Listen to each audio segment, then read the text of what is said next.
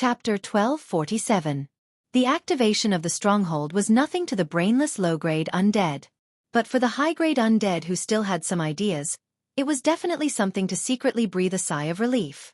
No one wanted to be destroyed, even if they had already died once. The undead had no morale to speak of, but the high-grade undead were more intelligent. Seeing that the swarm was large, the necromancers began to be less stingy with their magic and began to release large-scale magic. Plague clouds and wide-area shadow magic covered the main roads of Naxxramas, and the insects easily fell to their deaths. Their bodies blocked the insects that came later, and it was all a mess. Xueqi, who was in the control room at the core of the stronghold, was actually very conflicted. He wasn't sure if the command group summarized from the basic control commands was really the source command. After all, the prosperity of the Pantheon was already 25,000 years ago. With Sargeras's burning crusade, he killed many titans and burned a large number of titan creations. The authentic titan language had been lost. Most of the titan creations obtained from the Burning Legion had been modified by demons. Similarly, the titan creations occasionally obtained in the world of Azeroth had been modified countless times over the years. Even the language had been modified. Xueqi carefully compared the source command he found. For example, this sentence, good, study, day. Xueqi was sure that this was different from all the languages he knew. It was different from the common human language, and it was definitely not a variant of Elvish, Troll, Eridar, etc., because the words, sentences, and grammar were all different. It should be the language of some destroyed country or race, Xueqi was sure. He had no choice. He had to get Naxxramas out of danger as soon as possible. There was a real god behind Angela, and it was an evil god with a bad temper. Before the Lich King woke up, if he and his Naxxramas were destroyed here, it would be a waste. It was unknown whether the Lich King would avenge him in the future. In front of them was the Insect Tide, and behind them was the allied forces of the Sleeping Dragon Alliance. Stuck in the middle, there was only destruction. So he could only gamble. The huge bone palm that was the size of a water basin pressed firmly on the purplish-blue control screen of the void power furnace that gave off a technological feel. Xueqi shouted, "Up! Up! Up!" The entire stronghold shook violently. The fortress that had fallen for a long time had a mysterious energy radiance on its bumpy outer wall. Mysterious patterns spread out like water ripples, as if they were rippling and spreading. An ice-cold aura spread out, but everyone felt that this was a blood-boiling ancient beast awakening, baring its shining fangs at all existences that were spying on it. Yes, that's right. That was it. Xueqi was extremely excited. Not only him, but the other leaders of the Calamity Troop were also excited. Lord Kurtaz, one of the 4 horsemen of the apocalypse, rode his undead warhorse and charged at the hundreds of giant insects in front of him. Meteor! The Death Knight, who was a dwarf in his previous life, suddenly raised his right hand and summoned a huge flaming meteor, which shot towards the hundreds of insects at the entrance of the tunnel. The hundreds of insects in front were instantly turned into charcoal, and the insects in the back didn't fare any better. In the face of the unstoppable force, they were directly blown away and fell out of the passage of Naxxramas. Ha ha ha! As expected of Lord Xueqi. Finally, I don't have to look at those disgusting insects every day. Black Witch Farina let out a long sigh of relief, showing an expression of relief. After she took over the command, the Calamity Troop was once beaten like dogs, and the other leaders were quite critical of her. Since Xueqi had regained control of the fortress, then she had successfully retreated. She thought about many things. Although she had suffered a great loss in command, at least she hadn't collapsed. Maybe I can be promoted to the chief of a certain area with this achievement? Seeing that they were getting further and further away from the ground, the insects below became smaller and smaller. Seeing that they were about to escape the sea of suffering, Farina couldn't help but look forward to it. At this moment, Naxxramas suddenly jumped violently, giving Xueqi and all the undead creatures a shock. Then, without any warning, the entire flying fortress began to lose its ability to float and plummeted to the ground. No, no, no! What are you doing? I want you to rise. Xueqi screamed. He quickly scanned the control panel with his scarlet eyes of the soul, only to see that on the control panel, almost all the data was normal. The only problem was that the system seemed to judge that he wanted to go down, not up.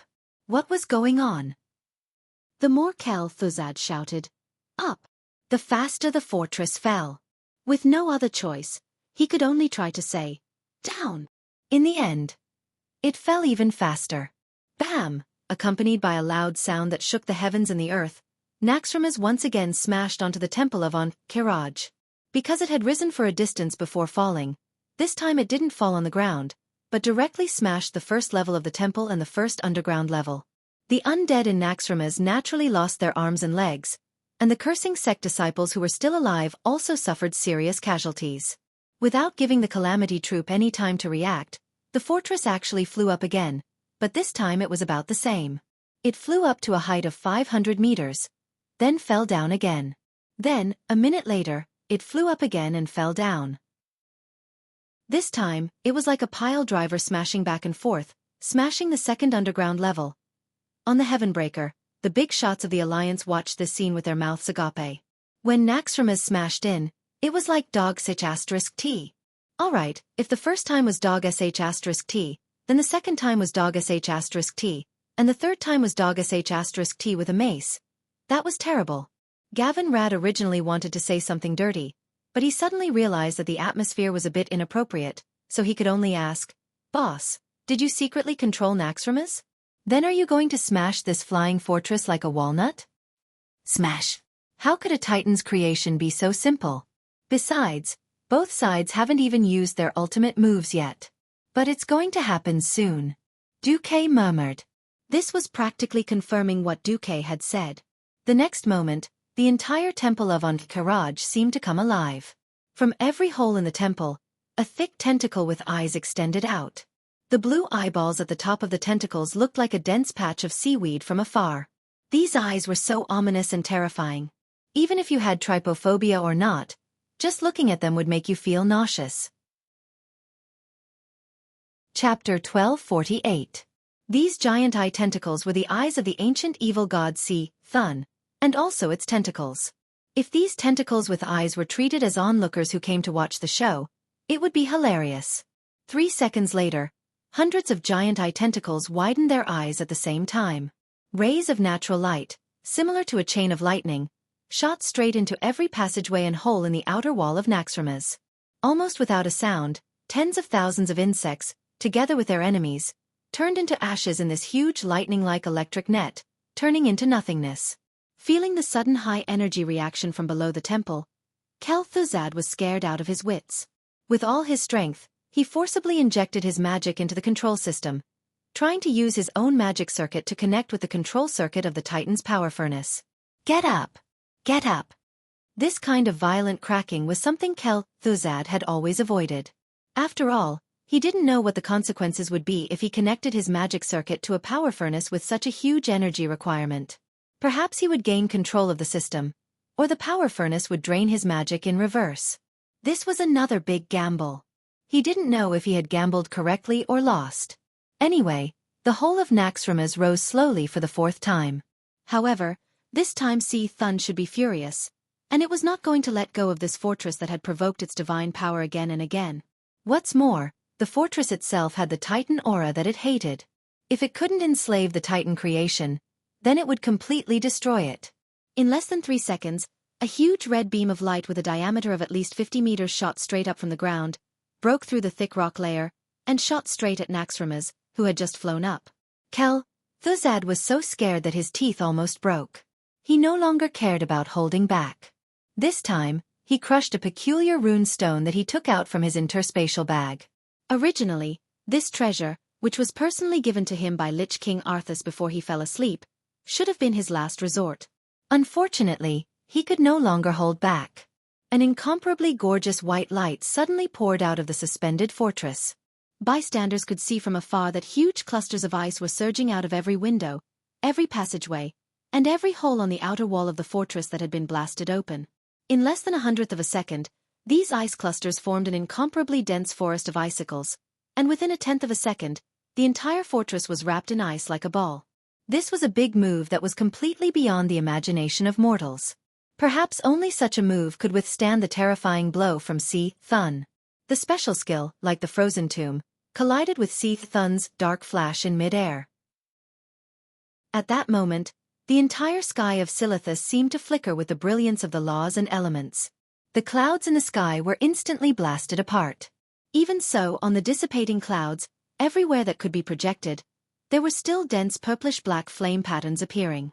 At the same time, more dark energy was attacking the huge ice ball that covered the entire flying fortress. Under the flickering light, the spectators in the distance could clearly see the faint silver network that was flashing under the layer of ice. Xueqi said solemnly, "Are those the lines of law?" Not every powerhouse could see so many lines. Everyone could only see that the violent explosion and the turbulence of energy had turned the entire sky into a mess. The aftermath of the explosion spread in all directions, with Naxxramas as the center. As if there was a moment of delay, a shock wave that swept through everything erupted. In just half a second, tens of thousands of Audiobook flying insects were directly crushed into large and small pieces by the shock wave, falling from the sky like a heavy rain. The powerful elemental energy fluctuations caused all the surveillance magic mirrors to lose their images. This didn't matter. Even from 10,000 meters away, on the suspended heaven breaker, they could still clearly see the huge cloud of flames rising in the distance. Xueqi turned back and said to the powerhouses of the Alliance, "It's not so easy to take advantage of them. These days, which powerhouse doesn't have one or two trump cards? If we had rushed up just now..." Everyone knew the answer.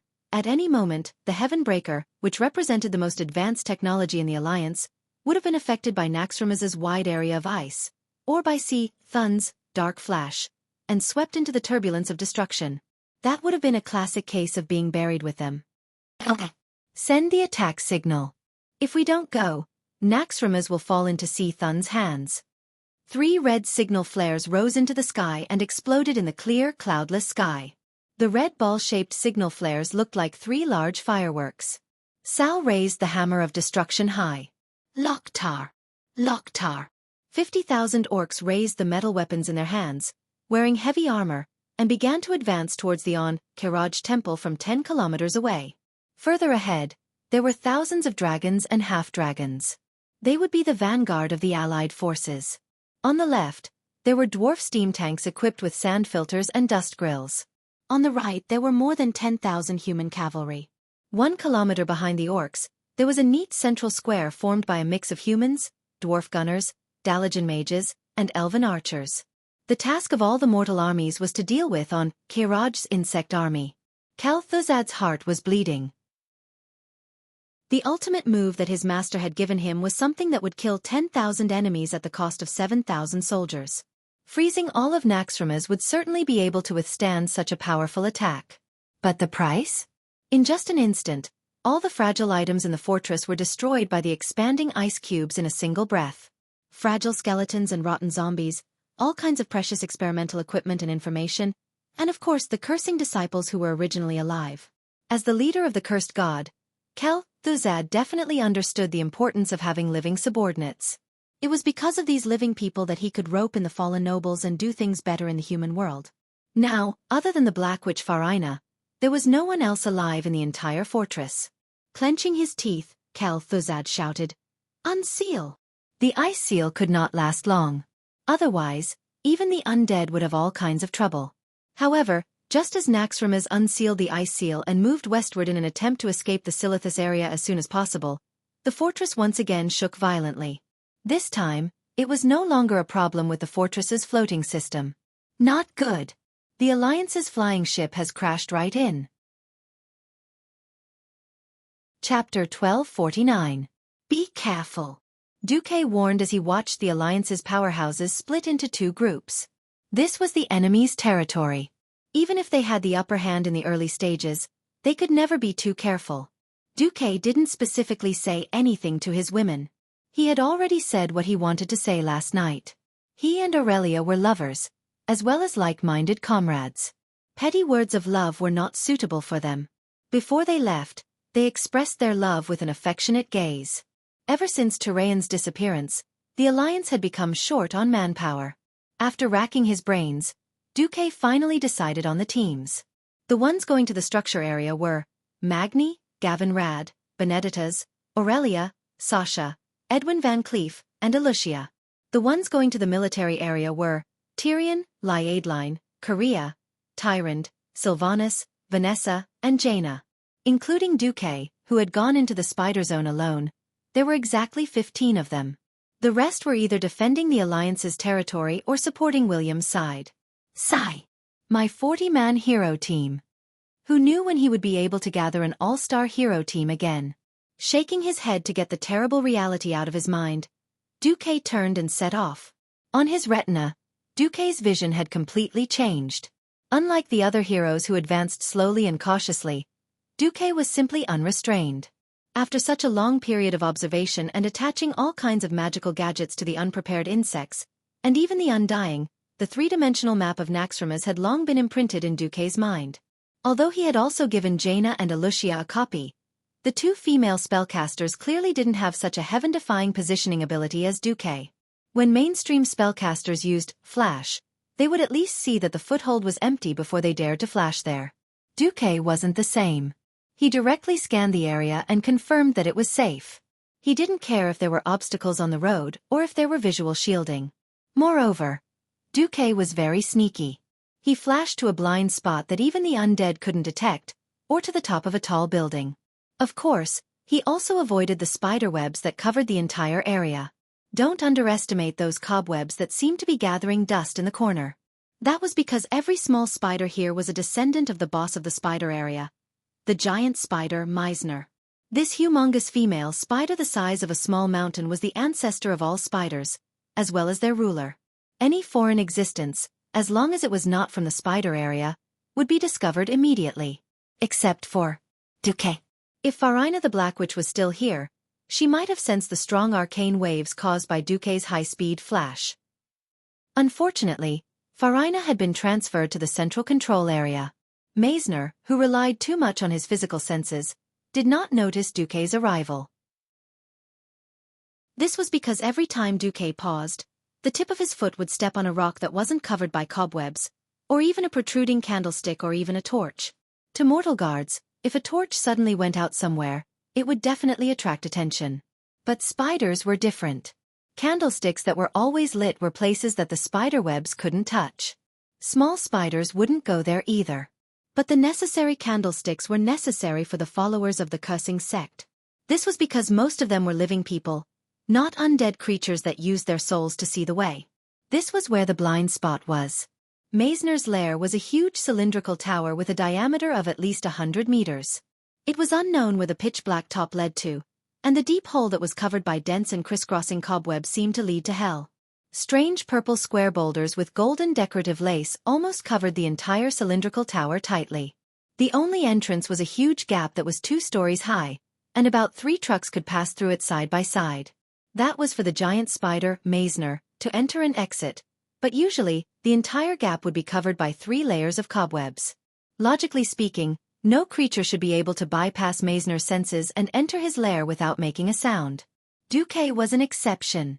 Following the route set by the system, Duque turned his body into a streak of arcane light, thin and long. Even the fluctuations of arcane elements didn't touch the cobwebs. In the next instant, Duque had already flown above Meisner's body. At this moment, this giant female spider was just like Duque's impression of it. Its sickle-shaped, furry, and long legs were enough to cast a shadow over any woman's heart. Each of its legs rested on the thickest strand of cobwebs. Even if someone thousands of meters away touched the tiniest strand of cobwebs, the vibrations would be reflected back to Meisner. Then, the intruder would easily be surrounded and killed by the spiders that surged out from the sky and the ground. But Duque beautifully avoided all of these senses. This was Duque's advantage. It was also Duque's killing move. Only by killing the final boss of the spider area as quickly as possible could he regroup with the other 2 teams. Duque drew his sword. The peculiar spiral-shaped sword was like a dark shadow, soundless and silent. It was only when the tip of the sword touched Meisner's skull that it suddenly shone with the most resplendent golden splendor.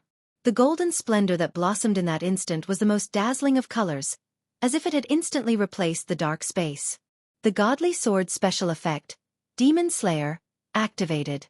If the first half of the sword was like the summoning of hell, strange and secretive, then the second half of the sword was a classic example of shaking the heavens and shaking the earth, like a spring thunder.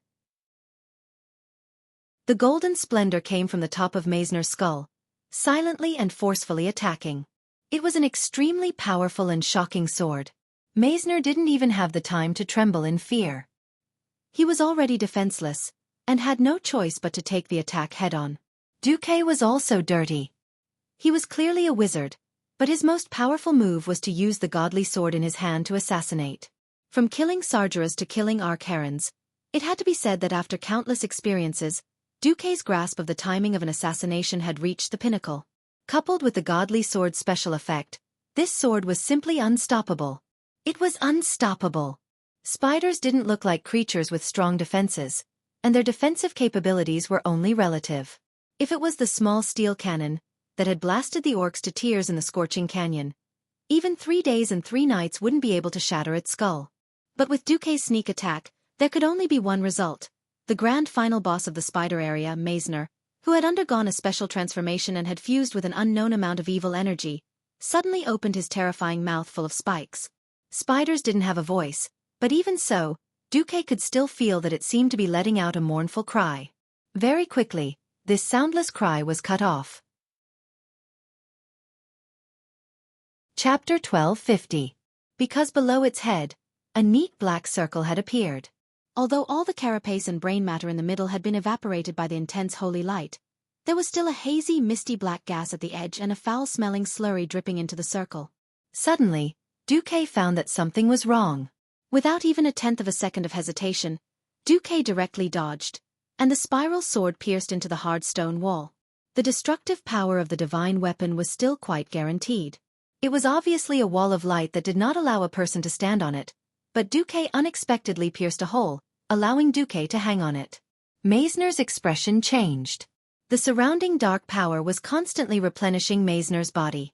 The source was the fortress itself. The dark power was injected, and a magnificent and strange red color appeared. Xueqi watched dumbfounded as Meisner's dark back turned scarlet, and the joints of each of its legs grew red barbs in the shape of peppers. What was more exaggerated was that its body had swelled up a size. For a moment, Xueqi thought that Meisner was going to come back to life. After all, this was the undead's fortress, Naxxramas. If it was originally a living being, Xueqi would not find it strange at all if it suddenly came back to life. But Meisner did not come back to life. Even though its feet were still twitching from time to time under the stimulation of the dark power, as if it would make all kinds of climbing movements in the next second, it did not come back to life. In the end, it was just a beast controlled and bound by the dark power, and not a real undead creature. Seeing the system prompt that the boss had been killed, Xueqi was still not at ease. Once again flashing up, Xueqi directly followed up with a sword strike, allowing the holy light and flames to flow through Meisner's blood vessels, or perhaps through the channels, throughout his body. Seeing the huge spider burning and shrinking into a ball because of its nervous reflex, Xueqi was completely relieved this time. Pushing down the boss without looting the corpse was definitely a sin. When Xueqi burned the spider silk and opened a treasure chest that had been wrapped in it for an unknown number of times, Xueqi's heart was simply surprised, happy, and confused. To his surprise, Xueqi discovered a large number of high-quality spoils of war: twisted limb, digested silk robe, and radiant cloak. These 3 pieces of cloth armor were actually superior to the level of Mount Hyjal. Logically speaking, in history, this should have been the second time Naxxramas came out to cause trouble. Based on this deduction, it wouldn't be a level 60 in the game, but a level 80 Naxxramas. What puzzled Xueqi was that there seemed to be quite a lot of level 60 equipment. Then what the hell is this? The happy part was that Xueqi had discovered 8 fragments of the artifact Atish, the legendary guardian staff, among the spoils of war. That was a chicken drumstick. Ever since Xueqi inherited Mediva's legacy, he had been thinking about this artifact staff. Xueqi's hands were trembling with excitement and ecstasy. However, Xueqi still suppressed his excitement. He thought of the scene where Naxxramas turned into a huge block of ice to block Thun's blow. If I'm not wrong, it should be the power of the Lich King that enhanced the monsters and the leader of the entire fortress. Then the other 2 squads are a little bit in danger. With this thought, Xueqi couldn't care about anything else. He put the spoils of war into his space bag, and then directly launched a continuous flash to leave. Just by injecting a shadow magic into the corpse of the big spider. At this time, Naxxramas was very lively. A large number of Zergs were killed by the ice seal just now. Even a large number of Doomsday Army soldiers were killed as well. However, the Skybreaker disregarded everything and stuck its head in. None of the undead knew that the huge golden eagle's bow was actually a ram. When the collision was about to occur, the eagle's beak stretched forward and easily pierced a large hole in the wall of the fortress that was already riddled with holes. When the collision stopped, the cannons on both sides of the Skybreaker were fully opened, plowing through almost everything that was a threat in sight. After putting down the hero team, the Skybreaker could still retreat on its own. Together with the Black Pearl and the other 2 flying battleships, it used ropes to drag Naxxramas and set up a cannonball formation. At a distance of 50 meters, which was almost zero distance for a cannonball battle, they ruthlessly beat up Naxxramas. Not only that, but they also sent out the 101st Airborne Division, which was formed by a certain someone out of bad taste. This elite squad of dwarf gunners, human warriors, and paladins only had 300 people, but they were firmly rooted at the entrance of the fortress like nails, using the cannons as cover, leaving a path of retreat for the Alliance's strong squad. Farina, continue to command the fortress. Let the leaders defend their own areas and annihilate the invaders at the same time. I must control the fortress again. Kel Thuzad was a little flustered and exasperated as he used magic to inform Farina. Unless he was willing to abandon the fortress, abandon the entire undead army, and run back to the Ice-Crown Fortress with a few leaders while preparing to bear the thunderous wrath of the Lich King, he had to hold on until the end. Thump thump thump. Like an inflatable fat man's abomination, it carried rusty iron chains and grappling hooks stained with dark red blood as it took heavy steps towards the Alliance's airborne division. Ready, fire! Along with a shout of Justin Barrett, the captain of the Skybreaker and a high-ranking commander of the Alliance, the sharpest dwarf gunners accurately fired the cannonballs into the deep and spacious passageways. The roar of the 155mm cannons resounded through the sky. Even if this thing didn't hit, it could still scorch an area of dozens of meters. Did it hit? Haha. Did you see that nearly 4-meter-tall abomination made from rotten flesh? It was directly smashed into meat paste, and even the rotten flesh turned to ash in mid-air. Under the cover of such powerful artillery fire, even the Death Knights with undead warhorses found it difficult to forcefully attack the Alliance elites nailed at the passageway. In the dark main control room, hundreds of light screens flickered continuously. There were real-time battle scenes, as well as various data that symbolized the comparison of forces. No matter how you looked at it, the Calamity Army was in trouble. Farina was flustered. Let the 3rd Squadron of Death Knights fill in and attack the Alliance at the passageway. What about the Gargoyle troops? Do we still have ice dragons? Just as she and her low-level Lich subordinates were busy in the command center, no one noticed that the cobwebs that originally covered the outside of the main control room had quietly changed color. From its original bright and dazzling white color, it turned into a dark matte color. This was not their fault. No one would have thought that the dignified leader of the Spider District, Meisner, would be silently killed in one shot. Chapter 1251. However, as the core of Naxxrama's command center, it was not so easy to break in. In addition to the continuous spider webs covering the entire control room, there were also hundreds of elite Death Knights and abominations guarding it. More importantly, there was a magic shield with no blind spots. If it was a verification type of magic shield, there would be other ways. Unfortunately, ever since a certain someone had successfully infiltrated the Frost Dragon's lair and saved Tyrant and Savannahs, who were favored by Kel Thuzad, it would be an insult to the intelligence of the leaders of the Scourge Army if they didn't have any new tricks up their sleeves. The Scourge Army's defensive strategy was to reject all outsiders at the start of the war. Xueqi, who was hiding in the dark, frowned. This is a bit tricky. Because he foresaw the upcoming series of battles, Xueqi wanted to preserve as much strength as possible for himself. However, after weighing the pros and cons, Xueqi still decided that he could not hold back.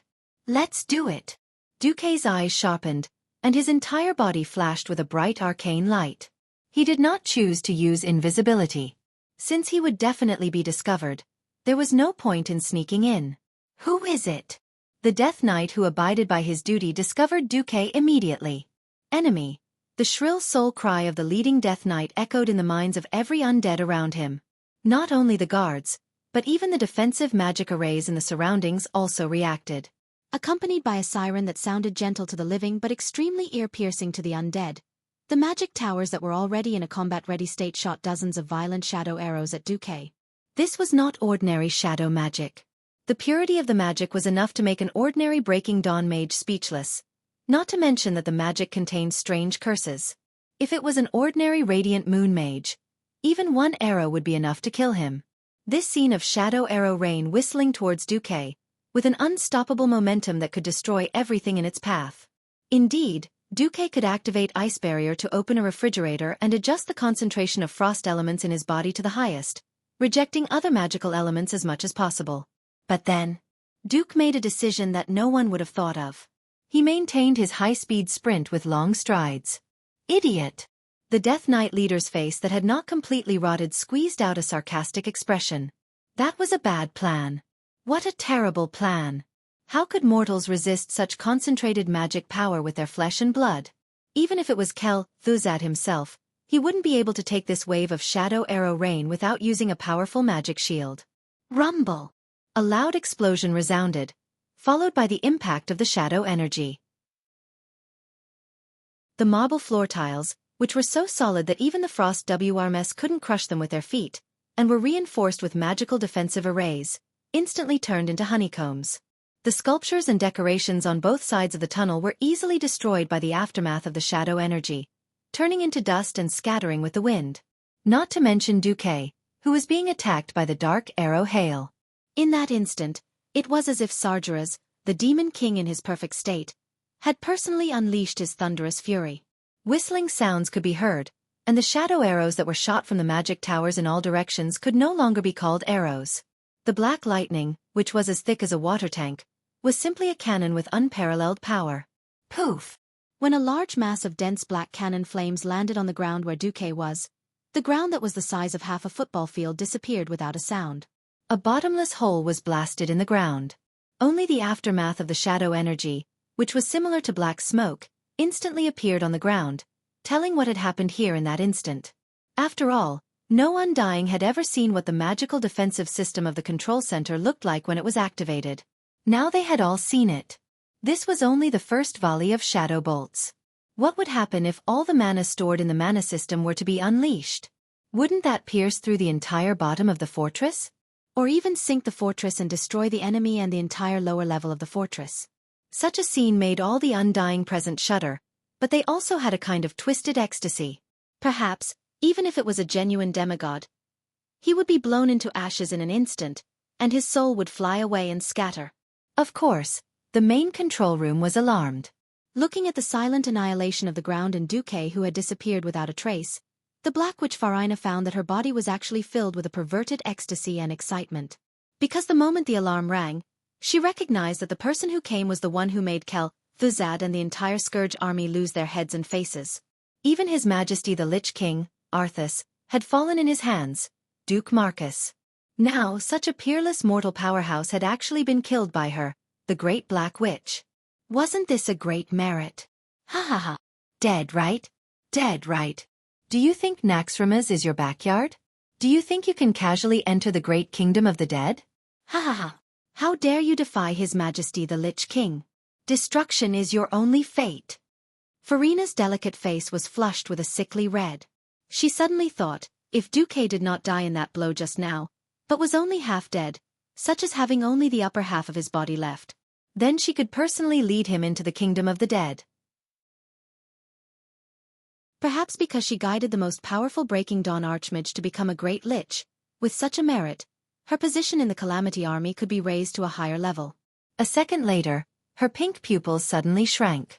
There was shock on her delicate face, and her pink shoulder-length hair trembled along with her body. What did she see? A shadow that should not exist. It was an amalgamation of shadow energy that was completely different from the overflowing energy. No one knew what it was, but it was obvious that it was not a natural creation. Under the gaze of hundreds of Undying, the shadow energy that seemed to be dissipating a quarter of an hour ago gathered together in the next instant, forming a standard human figure. Black hair, black facial features, black skin, and even black clothes. There was not a single part of this male wizard's body that was not filled with shadow energy. What made the Undyings even more alarmed was that the shadow elemental energy drifting in the surroundings actually began to gather on his body like rivers flowing into the sea. The amount of shadow elemental energy that poured into his body every second was enough to create 10 Breaking Dawn shadow archmages, but his absorption of shadow force seemed to be endless. Yes. He was Duke Marcus, the one who should have died to the shadow arrow rain a few seconds ago. Chapter 1252. Impossible. The Undyings who had wanted to watch a good show and pick up the bones of the strongest person in the Alliance to show off were all dumbfounded. That was shadow energy, after all. Compared to the positive energy of life, holy energy, shadow energy was widely recognized as the power of the dead. How could Duque ignore such a terrifying rain of shadow arrows? And he himself had shadow energy that was so powerful that even a commander-level expert could only look up to. What was going on? Not just the Death Knights, even Farina, who was still in the control room, was dumbfounded. At this moment, she had completely lost the ability to speak. Duque retreated from his shadow form and returned to his original appearance. His expression was completely indifferent. He smiled faintly, swept his gaze, and slowly said, "What other tricks do you have? While I'm still standing here, I haven't made a move. If you want to deal with me, at least you still have a chance. Once I make a move, I'm afraid you won't have the chance to deal with me anymore."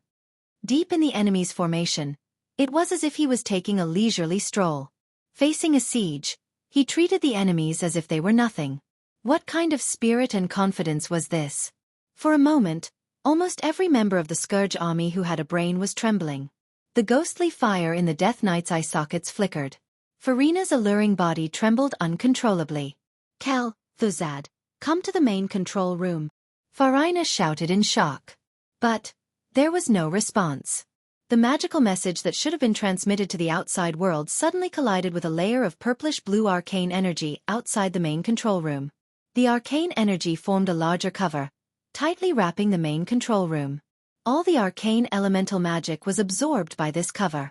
This was the crushing of a higher-level mystery over a lower-level mystery. As long as the level of magic did not surpass Duque, no one could use magic to send messages in such a limited space. "Meisner! Meisner! Sound the alarm! Hurry up and inform Kel, Thuzad." Farina grabbed a thick strand of spider silk in the main control room. As a leader of the spider area, she knew very well that as long as she pulled the spider's main stem, the big spider would definitely sense it immediately. However, even after pulling a dozen times, all of the fluctuations were like stones sinking into the sea, without a sound. Farina's heart sank. The door of the main control room suddenly collapsed with a loud bang. The huge and heavy thorium door landed on the ground, crushing the two Calamity skeleton warriors guarding the door into a pile of broken bones. Without hesitation, Farina cast Poison Arrow Rain with her left hand and Rain of Flames with her right hand. Both attacks were aimed at the gate. Logically speaking, this kind of terrifying poison magic was enough to instantly turn 50 hate beasts into a pool of pus. They would be finished in an instant, and not even their bones would be left. High-intensity flames also had a similar power. However, as one of Farina's few trump cards, these two spells were easily neutralized. Duque didn't even use any additional counterspells. He just stood at the gate and used Vast Ice Barrier to block the attack. Be it venom or flames, when these two spells blasted onto the shield, they were all swept aside by the ice tornado that moved in a clockwise direction. Duque even had the time to separate the poison from the flames and bounce them back. The venom, which emitted a strong stench, corroded all the mid-tier liches on Farina's left into lumps of unsightly bone mixture. The flames, which had dissipated quite a bit, burned the liches on her right into ashes. Even the ashes drifted away in the wind. Farina couldn't help but shiver. She had originally thought that if she could use the magic defense system to kill Duque, no, even if she succeeded, she would become a great hero of the Calamity army. Dreams were beautiful, but reality was cruel. The defense of the main control room represented almost the strongest defense of Naxxramas. This was a defense system that could easily kill a Breaking Dawn-level powerhouse. If even this level of defense could not stop Duque, then other than Kel, Thuzad, who might have some trump cards, no one in the whole of Naxxramas would be a match for Duque. Suddenly, Farina threw away the magic staff in her hand and raised her hands high in surrender. Then, she actually knelt down and prostrated herself to Duque. Don't kill me. I surrender." Her voice was clearly trembling with fear, but for some reason, Farina's voice sounded extremely charming. She also knelt in an ORZ posture. Because of the angle, When Farina raised her head and looked at Duque with pitiful eyes, from this subtle angle, Farina's exposed Mariana trench could be seen through the drooping collar. Not only was it white, but it also seemed to be bottomless. It really made people want to explore it. Looking down from above, the round buttocks were a strong visual impact. Great Alliance Commander. I surrender. The Alliance doesn't kill prisoners, right? I'm willing to do anything you want, even if you want me to become the lowliest servant in Marcus Mansion. I only ask the Great Alliance to spare my life. I am willing to offer my loyalty to you. As she spoke, her face became sad, and tears appeared at the corners of her eyes. Her pitiful temperament, coupled with her black lace robe that looked like a mourning dress, really fulfilled the old saying, if you want to be beautiful, you will wear a suit of mourning. Such a scene. If Duque did not know about Farina's background, he might really have been soft-hearted and chosen to die in order to complete the special achievement of Undead Collection. Duque strode forward, smiled coldly, and used his left hand to grab Farina's neck, raising her high. Cough cough. No. Spare me. This time, Farina was really scared out of her wits. She wanted to struggle, but she was afraid that her struggle would really anger Duque. Because she found that not only did Duque's left arm have the strength of a Tauren, but he was also strangling her neck. His thumb and index finger were pressing against her chin. Although the other fingers were also very strong, it was not to the extent that she could not breathe or speak. It was just uncomfortable. There's still a chance? When Farina gave up resisting and was about to continue to sell her body, Duque's voice reached her ears like a demon from hell. I didn't kill you immediately because I want you to die knowing the truth. Do you really think I don't know what you've done? You married 6 young nobles and killed them all without leaving a trace like a black widow spider. Through inheriting your late husband's family property, you became one of the richest women in Lordaeron during Tarina's reign. Farina's face instantly turned pale. No, this is all slander. I didn't kill them. Chapter 1253. Haha. Duque looked at Farina as if she was retarded. His black eyes, which seemed to be able to see through all the secrets in the world, made Farina feel guilty. No. It's true. They all died in accidents. Yes, accidents. That's true for people in this era. Otherwise, you wouldn't have changed 6 husbands in a row. So many people couldn't find anything wrong with you. Duque smiled. I have to say, when it comes to patience and creativity in killing, I really can't think of anyone who can compare to you. Farina's body trembled violently. For a moment, she wanted to use all the magic in her body to fight to the death. But she immediately realized that Duque's hand not only choked her neck, but also sealed all her magic circuits. Now she really became a weak woman who couldn't even fight a chicken. She could only continue to act pitiful. Your first husband actually had epilepsy. He would occasionally rush into the water by himself.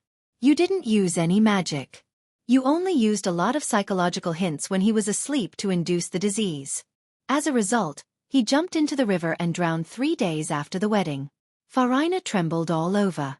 Although she didn't know what epilepsy was, it was indeed a symptom.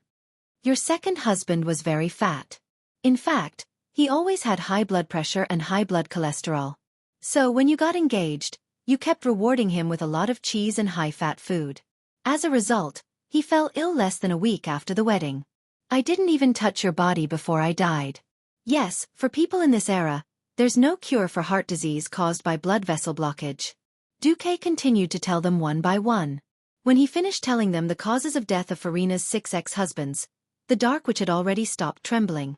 If it weren't for her weak breathing, anyone would think that she was already a dead person. She knew that Duque would never let her go.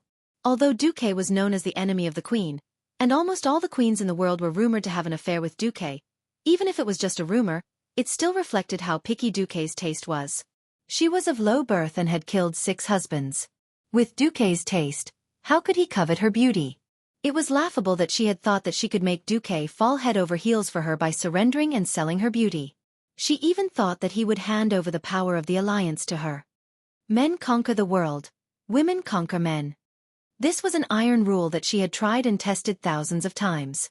This time, it really hit a steel plate and directly smashed it into pieces. In the end, Farina asked, I want to know, what happened to Meisner? Xueqi smiled without saying a word. He simply tossed out a huge mandible from his interspatial bag. The mandible was still stained with fresh blood. With a little work, it could be made into a very barbaric two-handed sledgehammer. It was the same in history, because that level 213 epic grade hammer was called Mandible. Farina was in despair. Completely and utterly in despair. She really could not imagine that Xueqi could actually silently kill off such a powerful beast leader who was the best at scouting. No wonder he could save her from under Kel Thuzad's nose. It turned out that the Scourge Fortress, Naxxramas, was like his own backyard in Xueqi's eyes. Without the hope of survival, the last layer of shame was torn off. Then there was no need to hide their hostility. Farina screamed hysterically, "It's useless for you to kill me. My soul will return to the Lich King. Next time, I will return as the most powerful Lich. But remember, you ruined my beauty. You forced me to become a dirty and ugly undead. I will make you pay for this 1,000 times over." "Ah, noisy!" Xueqi snorted coldly. The Dark Witch could no longer speak. Her whole body was tightly wrapped in an even darker shadow power. The shadow power, which was shaped like a large black egg, frantically poured into her body. She resisted, but the shadow power still forced its way into her body.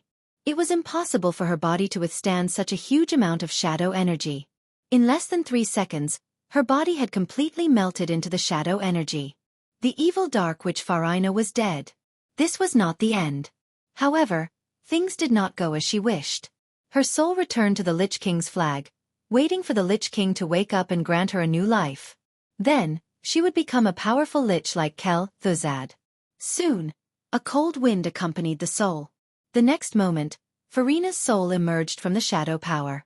She stared at everything in front of her with wide eyes, shocked and angry. She opened her mouth, but all that came out was a soundless roar. She tried to use all means to express her anger and dissatisfaction, but unfortunately, it was useless. In front of her seemed to be a huge and solid soul prison, completely sealing off all the power she had when she was alive. As soon as she looked up, she saw Xueqi's big face with a mocking expression outside the soul barrier. Yes. Compared to her soul, which had shrunk to the size of a palm, Xueqi's body was undoubtedly huge. Impossible. How did you do it? This is definitely not a mage's domain. Farina let out a shrill scream. According to the decibel, Farina's scream had already reached the level of Banshee's wail. Unfortunately, this was a soul prison that Xueqi had created. How could it be a trap for itself? Xueqi smiled and replied with the soul voice. "Sorry, your Doomsday Army's information on me is too outdated. Didn't anyone tell you that I obtained shadow power because I received Archimonde's Finger of Death in the Battle of Mount Hyjal? As for the fact that Xueqi had become a Void Lord in the Ancient War, the Burning Legion would not have exposed it if Xueqi had not mentioned it. Kil'jaeden, who was deeply ashamed, would not have exposed it to Nazul, who was still a pitiful soul slave at that time. Under the double concealment, this secret from 10,000 years ago became the straw that broke the camel's back for Farina. "I won't." Farina had not finished speaking. Her soul had already been ignited like dry firewood. Her soul should not have felt anything, but she felt that the temperature of her body was rising rapidly, and a burning sensation spread throughout her body. She subconsciously took off her spiritual outer clothing, but even when her clothes were taken off, she did not feel the slightest drop in temperature. On the contrary, Farina felt as though her soul was being roasted in the mouth of an erupting volcano. The high temperature seemed to be able to burn her soul to ashes at any time and completely destroy it. "No, Farina's soul screamed with all its might to vent the pain that came from the depths of her soul. Chapter 1254. Is it painful? Is it hopeless? If you want relief, it's good that you've surrendered to me. Xueqi stretched out a finger and easily broke through the soul barrier, gently poking Farina's spiritual belly. The shrunken soul of the Black Witch was now the size of a Barbie doll.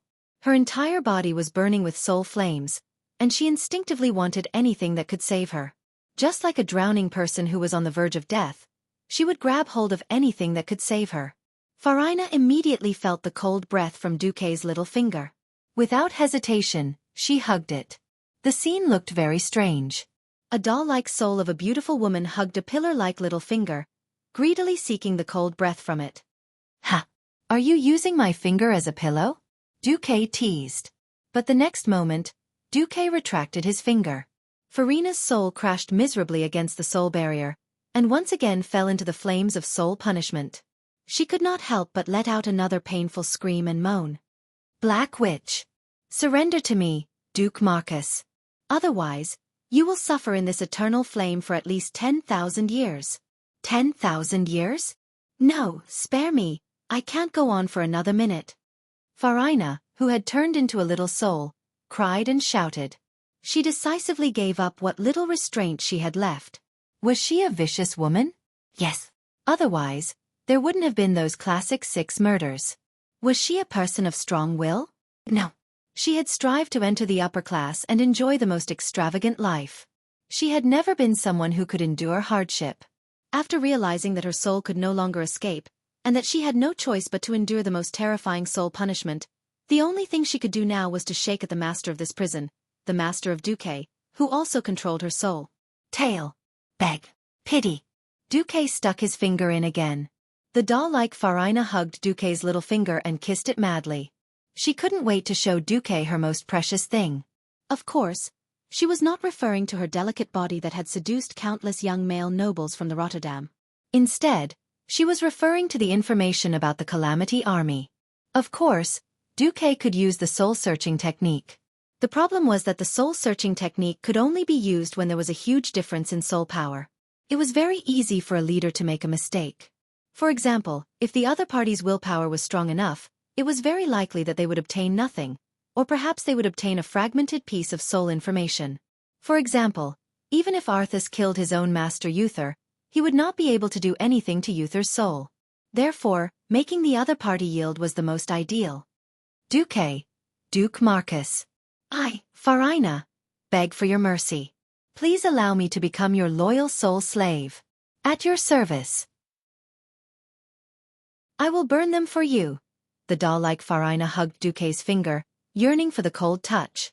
At this moment, after she poured out everything she knew that there was no turning back. No matter what the reason was, Kel-Thuzad and the Lich King Arthas would not spare her.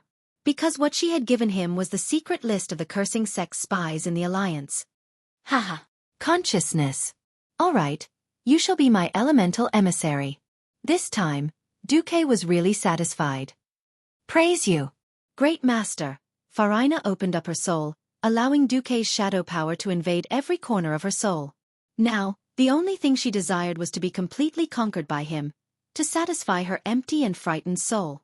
Because of betrayal, she desired a stronger backer and stronger power. It sounded very ironic, right? However, as the shadow power continued to pour in, Farina's previous pursuits and misgivings about the Calamity Army had all disappeared from her mind. She was like the most loyal hound, longing for the orders from her master. As the shadow power strengthened her soul, she moaned in agony, praying for the arrival of the master's orders that symbolized happiness. When Farina came back to her senses, she found herself back in the main control room, facing dozens of flashing magic mirror screens. Xueqi was still standing in front of her with a smile. She raised her hands in shock and found that her body was still there. I'm fine? Farina asked herself in shock. The next second, she realized that her body had changed. She was still breathing. She was still alive. However, the thing that kept her alive was no longer her heart and brain. It was the shadow energy lurking in her heart and every bone in her body. Apart from her life signs, she was already a shadow elemental life form in her bones. Moreover, at least half of her soul was in Xueqi's hands. She could clearly feel this. Suddenly, her body trembled. Her mouth twitched, but she still lowered her head and said to Xueqi, Master! Good. You know what I'm going to do, right? The Dark Witch was very smart. She immediately understood. I can't order commander-level beings. Xueqi didn't mind. As long as all the other troubles are gone. Understood. The Dark Witch took a deep breath and turned around. She was once again the temporary commander of Naxxramas. All undead. Pay attention. We must gather our forces and drive out the Dam Alliance in one fell swoop. 3rd Death Knight Squad. Hurry to E3. 5th Abomination Squad. Go. Farina methodically ordered all of Naxxramas' troops to gather in the direction of the Skybreaker. At first glance, there seemed to be nothing wrong with her command. But when you considered that she had even sent away the troops that were fighting with the two alliance powerhouses, it was a bit of a joke. Damn it! What's going on?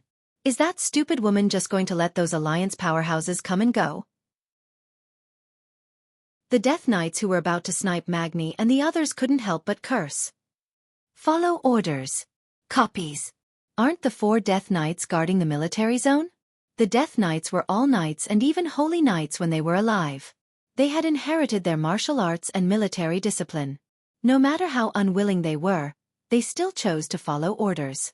In the end, the Alliance heroes saw the surging undead army retreat like the tide. What the hell? Magni muttered. The powerhouses all looked at each other. At this time, the Alliance near the Skybreaker had a deeper understanding.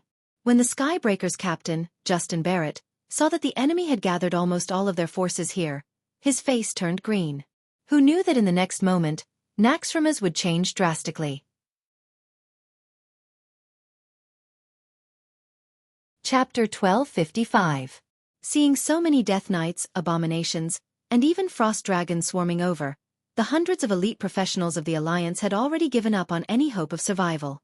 At this time, the most urgent order to retreat came. Retreat? Immediately? The leading professional still wanted to persist, but he heard Justin's roar, "Don't be stubborn. Commander Marcus is going to use his ultimate move. If you don't want to die with bones, get back here. I'll cover you with artillery fire."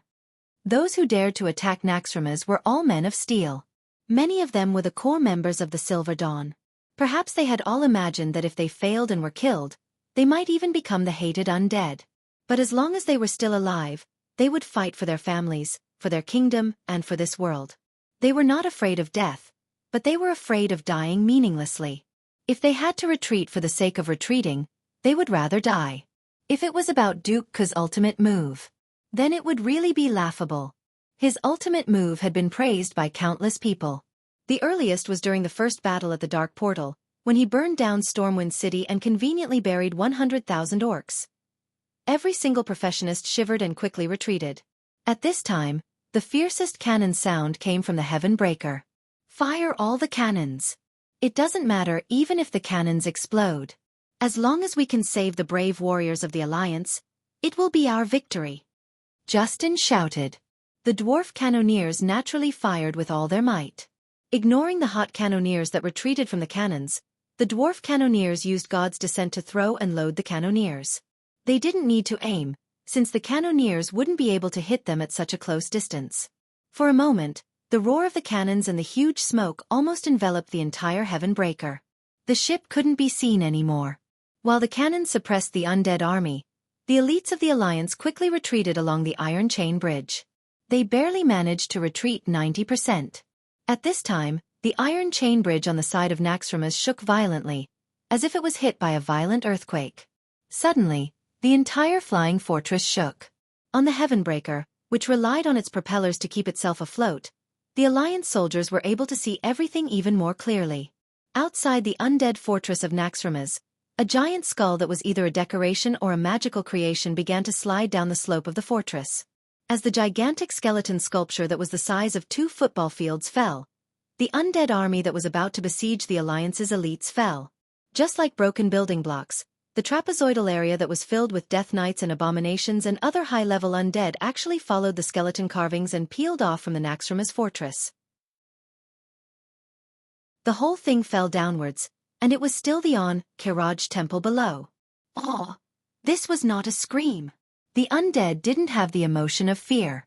It was the Death Knights who were cursing. The Death Knights were pitiful. They weren't Frost Dragon Knights. The proud dragon race wouldn't be willing to be ridden by humans or other species even after they died.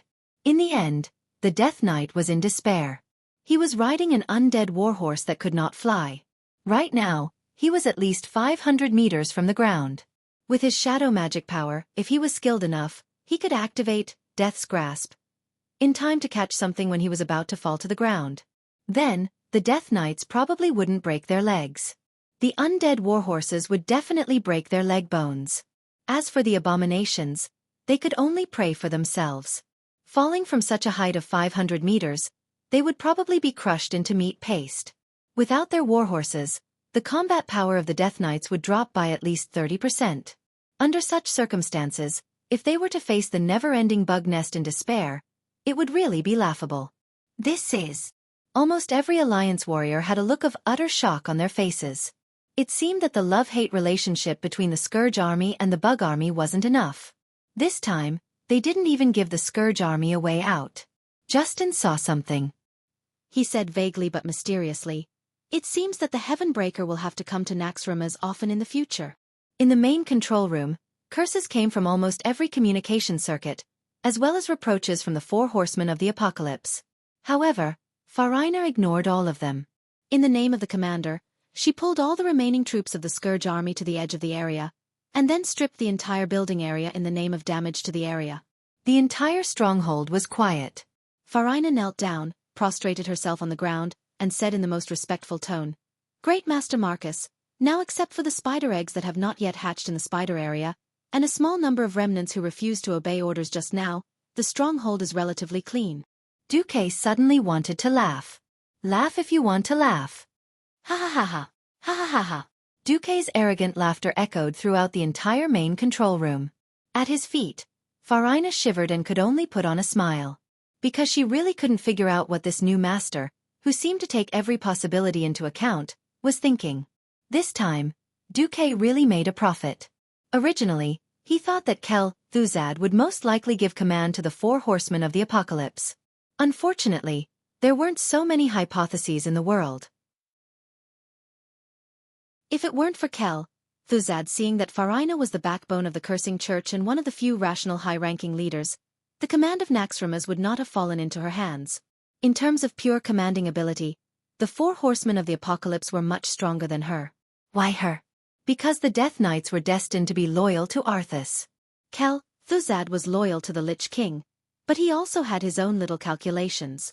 It was just that now he had shot himself in the foot. As expected, Kel Thuzad's exasperated voice suddenly appeared in the main control room along with his projection. That was true. If Kel Thuzad couldn't sense such a big thing when several building areas of the stronghold fell off, then he wouldn't be worthy of being called the Lord of Naxxramas. Farina! You idiot! What did you do? Almost as soon as the projection of the Great Lich appeared, Farina was like a frightened rabbit, hiding behind Duque with incomparable agility. She didn't have the guts to lie on Duque's back or pull on Duque's cloak. She just knelt on Duque's back, trying to make her existence as small as possible, hoping that Kel Thuzad would ignore her. Unfortunately, how could Kel Thuzad not see her? His red eyes suddenly brightened. Duque! Farina, you traitor! Chapter 1256. Chairman Kel's sharp scream made Farina's body tremble like a pendulum. She looked up at Duque, her voice full of pleading. Master! She was not disappointed this time. Duque flung the brilliant cloak in his hands. The purple cloak with yellow trimmings covered Farina's shoulders. Duque's gaze was still full of disdain, but the meaning was clear. Although you are despicable and I look down on you, since you are working for me, I will still protect you. For some reason, Farina suddenly felt a sense of peace. At least this new master did not burn the bridge after crossing the river. He forced her to cheat her old boss, the Scourge Army, and then heartlessly abandoned her. Farina, you bitch! I knew you were unreliable. I should have killed you long ago and destroyed the beauty you are so proud of, so that you would give up and work for the Scourge Army. Kel Thuzad's words were full of viciousness and cruelty, and the Black Witch's heart trembled. However, he changed the topic. Duke Marcus, you are indeed a lady killer. I didn't think. Duque was embarrassed. Wait. You said I cheated you, I admit it. But don't make it sound like I am so hungry that I can't be choosy. Kel Thuzad, Farina. At this moment, Farina only wanted to find a hard piece of black bread to knock herself to death. She, who boasted of her beauty and mingled with the nobles of Lordaeron, was belittled for the first time. But she could not refute it.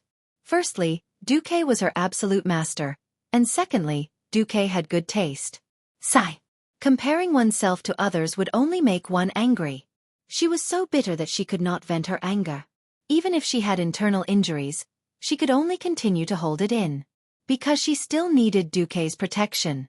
Of course, Xueqi did not care about the Black Witch's feelings. His face was full of sarcasm.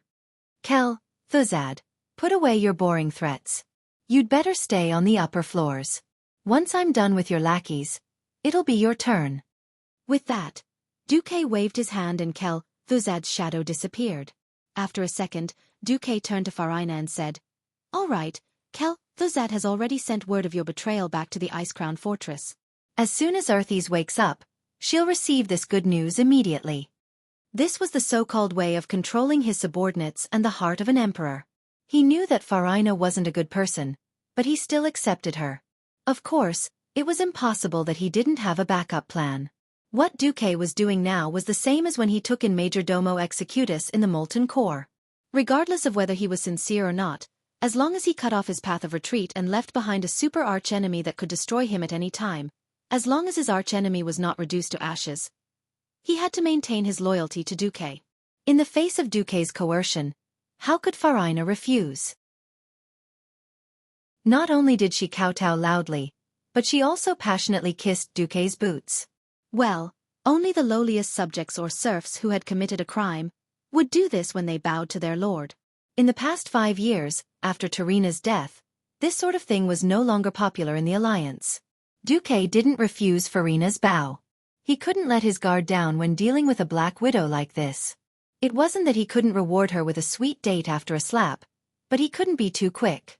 Xueqi grabbed her long pink hair and said, "All right, there's nothing for you to do here. Go back to Karazhan and listen to Khadgar. I'll call you if I need anything." Xueqi directly opened a portal and threw Farina in. Then, he gave Khadgar a few instructions and turned his attention back to the main control room. Xueqi entered a series of commands on the control panel.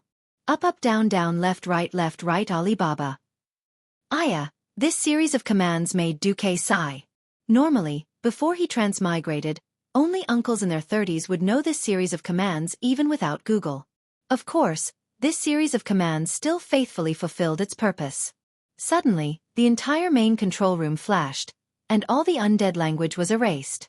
Instead, a line of even more ancient and sacred words appeared on the screen.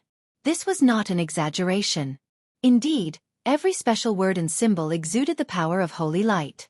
After all, this floating fortress was a Titan creation left behind by the Pantheon. If it were anyone else, they would probably be at a loss.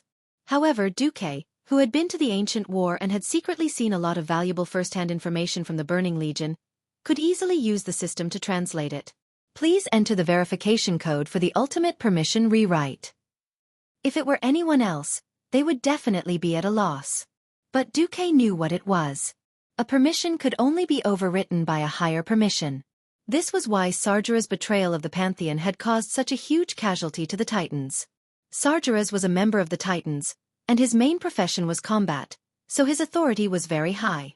He annihilated his compatriots while plundering the authority of the other Titans. Therefore, a considerable part of the precious heritage of the Pantheon fell into his hands. Now, the Lich King Nazul was actually just a little traitor without any Titan authority. Of course, he would not have the authority of the Titans' creations. On the contrary, Xueqi had it.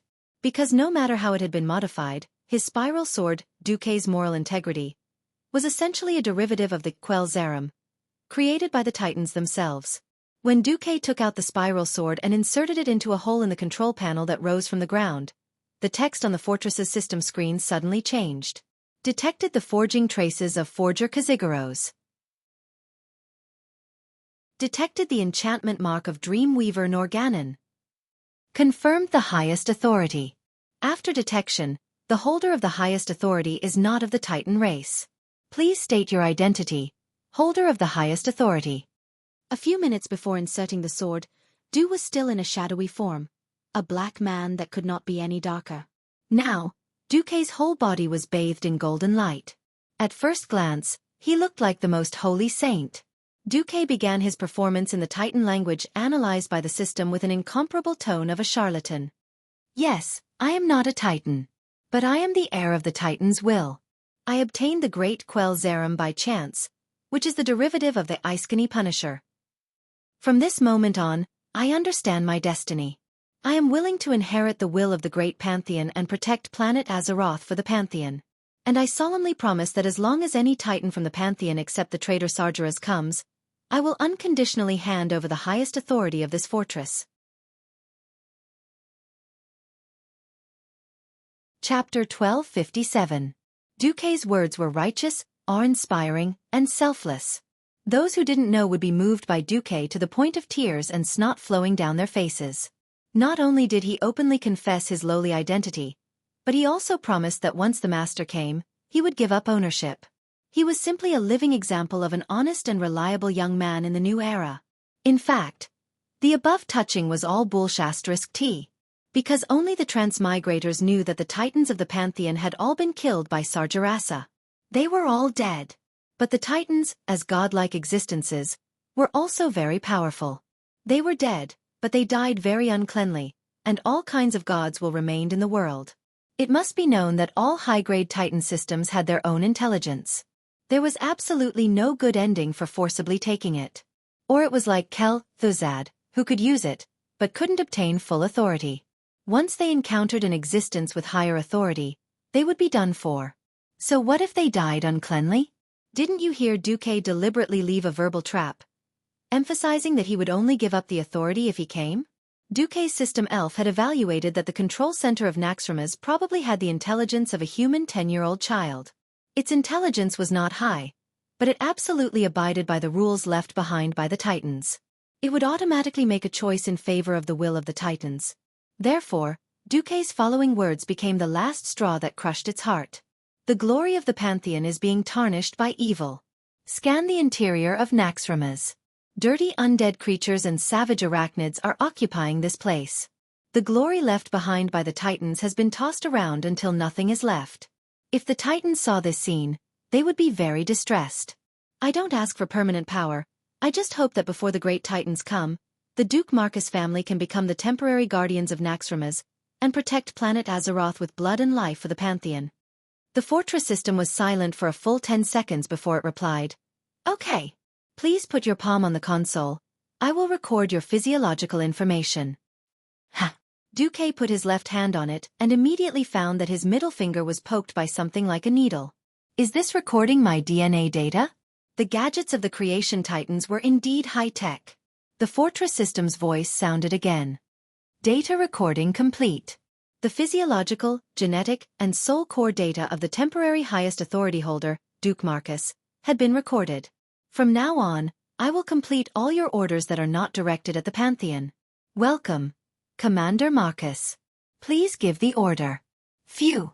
At this moment, Xueqi finally let out a long sigh of relief. Done. There were a lot of good things in Naxxramas, but the best thing was not the equipment obtained from killing Xueqi, or even the majority of the fragments of the artifact, Atish, legendary guardian staff, but Naxxramas itself. If one hadn't been to the distorted nether, they wouldn't have been able to truly feel the terror of the Burning Legion's void fleet. If it were the current version of the Skybreaker, it would probably be a moving target. Only the Dalajan could be considered the true backbone of air defense. Now, Xueqi had added a heavy bargaining chip to the alliance, the floating fortress, Naxxramas. In the future, if the planetary protection circle with the dragon aspect as the core collapsed, then Naxxramas could work together with the Dalajan to serve as the second barrier to Azeroth. At the very least, it could serve as a barrier to Stormwind City. Now that he had obtained the rights to the fortress, Duke naturally went all out to purify it. At this moment, the two teams of Alliance powerhouses, who were advancing cautiously, suddenly saw Xueqi's projection. Xueqi raised his right hand and made a very casual greeting gesture. Yo! I'm your family's Xueqi. Now I have control of the Naxxramas fortress. I'm ready to play purification and get rid of all those damn 8-legged eggs. You guys stay where you are. If you're afraid, just put on the mask I prepared for you. With that, Xueqi's figure disappeared. How long have we been here? That guy isn't a fake boss, is he? Gavin Rad routinely teased. Aurelia rolled her eyes at Gavin Rad. I'd rather believe that you're fake than think that Xueqi is fake. Sasha added. That's right. Xueqi was a dead man when he was alive. He doesn't have a sense of humor like that. Gavin Rad was speechless. In the other team, Sylvanus was unsatisfied. Damn it. Duque used us as a cover again, and then went to do bad things in the dark? Tyrant, the high priest in a white robe, shrugged. When has he not been full of bad ideas, secretly causing trouble, and then maximizing the benefits? I just didn't think that he would actually be interested in someone else's fortress. Jaina looked Naxxramas up and down. The fortress that had been an eyesore suddenly became cute. Only after commanding a floating castle do I feel that my capital is so weak. I really want to pull Naxxramas over Kul Tiras. Kalia put her hands on her hips. Come on. In my opinion, Duque should either put this thing in the blasted land to guard the dark portal, or Stormwind City. None of us should fight over it. Kalia's words made sense, and the women were actually speechless. While the experts of the Alliance were chatting peacefully, in the various regions, with the hall as the unit, giant protective walls were descending. With a rumbling sound, the entire Naxxramas was cut into countless independent spaces.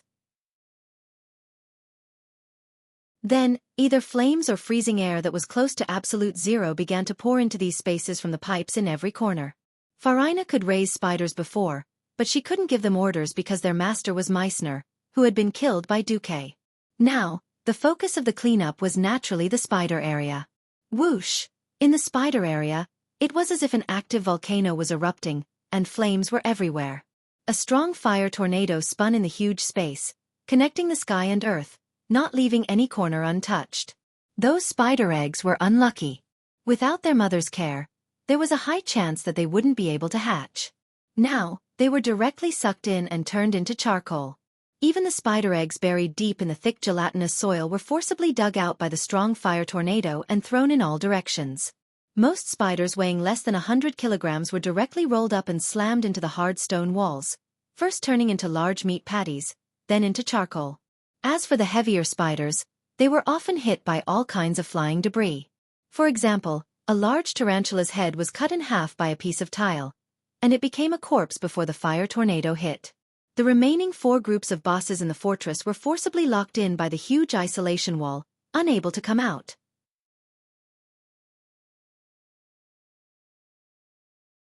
Chapter 1258. What's going on? Blamu, one of the 4 horsemen of the apocalypse, asked in a deep voice. I have a bad feeling, Xueqi said. Ever since Farina ordered all the troops to be mobilized to deal with the Heavenbreaker, I felt that it was very strange. The dwarf Death Knight, Lord Kurtaz, said in a low voice. Although I don't want to doubt my colleagues with the worst attitude, I'm sure that Farina betrayed the Scourge army. Otherwise, there's no way to explain why we're trapped and can't get any reply, the more experienced Death Knight, Baron Rivendare, said. Unable to drag Ashbringer Mograine down, Kel Thuzad could only pull Rivendare over, the leader of the 4 horsemen of the apocalypse. As the leader of the 4 horsemen, Rivendare's words were the final conclusion. The other 3 Death Knights looked at each other and Kurtaz made his move. Meteor! The huge skeleton staff was raised, and a large meteor fireball the size of a horse carriage suddenly appeared from the void, striking the huge isolation door with a terrifying momentum. Bang! The so-called thunder was loud but the rain was small. This was how the current situation was described. Kurtaz showed a bitter expression. No, the isolation door is too thick, and it's covered with King City-level magic protection spells. I can't break through it by force. It wasn't just the 4 horsemen of the apocalypse. The other bosses encountered the same problem. The structure area boss Thaddeus, who looked like a Frankenstein and was completely a giant, used up all of his lightning energy, but couldn't shake the door at all. In the Frost Dragon's lair, the Ice Dragon Saffron stood together with Kel Thuzad. The Ice Dragon watched Kel Thuzad cast one magic after another in vain. Damn it! Damn it! Why is it like this? Kel Thuzad was going crazy. The Frost Dragon's lair was clearly the core area of the entire stronghold. In order to prevent possible enemies from sneaking in, the Frost Dragon's area was specially sealed with a large 3-dimensional magic formation, turning it into a special space that was almost completely independent from the stronghold. But now, the teleportation circle that was supposed to be unimpeded was sealed. Even though Kel, Thuzad and Saffron were here, they could only watch helplessly. They couldn't do anything. That kind of anger, even though Kel Thuzad was an undead, made him feel like his soul was about to explode. It seemed that the remnants of the Scourge in the stronghold would be defeated one by one. Since this would become a reality, Thuzad understood that he had to do something. Otherwise, he would soon follow in the footsteps of his miserable subordinates and be dealt with by Xueqi. Thuzad pulled out a scarlet flame from his chest, and his eyes glowed red. It seems that we have no other choice. Saffron, come with me. In the name of the great Lich King Arthas, I command you. Realizing what Thuzad wanted to do, Saffron's remaining dragon instincts instinctively rejected Thuzad. Unfortunately, before it was a dragon, it was already an undead. A great lich and a frost wyrm that only had bones left. They confronted each other for a full 5 minutes. In the end, the lich, who borrowed the name of the Lich King, won. Unwillingly and unwillingly, Saffron finally lowered its noble head. In the stronghold, after nearly an hour of marching, the two alliance teams finally met, and Xueqi also appeared when the two teams met. Holy light above, how did you do it? Tyrion Fordring asked Xueqi. Xueqi was not vague and directly explained the general process, which made the alliance powerhouses shout in surprise. What? This stronghold is actually a creation left behind by the Titans, and you used another Titan creation to control it? Jaina's eyes widened. Not to mention her, even the most imaginative person would not have thought that an enemy's stronghold could be dealt with in this way. Although strongholds were the easiest to break through from the inside, this was too easy. Xueqi smiled. Actually, long before I brought Naxxramas to the Temple of Ankh-Kiraj and let Bones and the insects fight non-stop, you should have known that I had a considerable amount of control over this stronghold. Why hasn't Thuzad given up? Kalia was very timely and curious. Because I knew from the beginning that he was a gambling addict.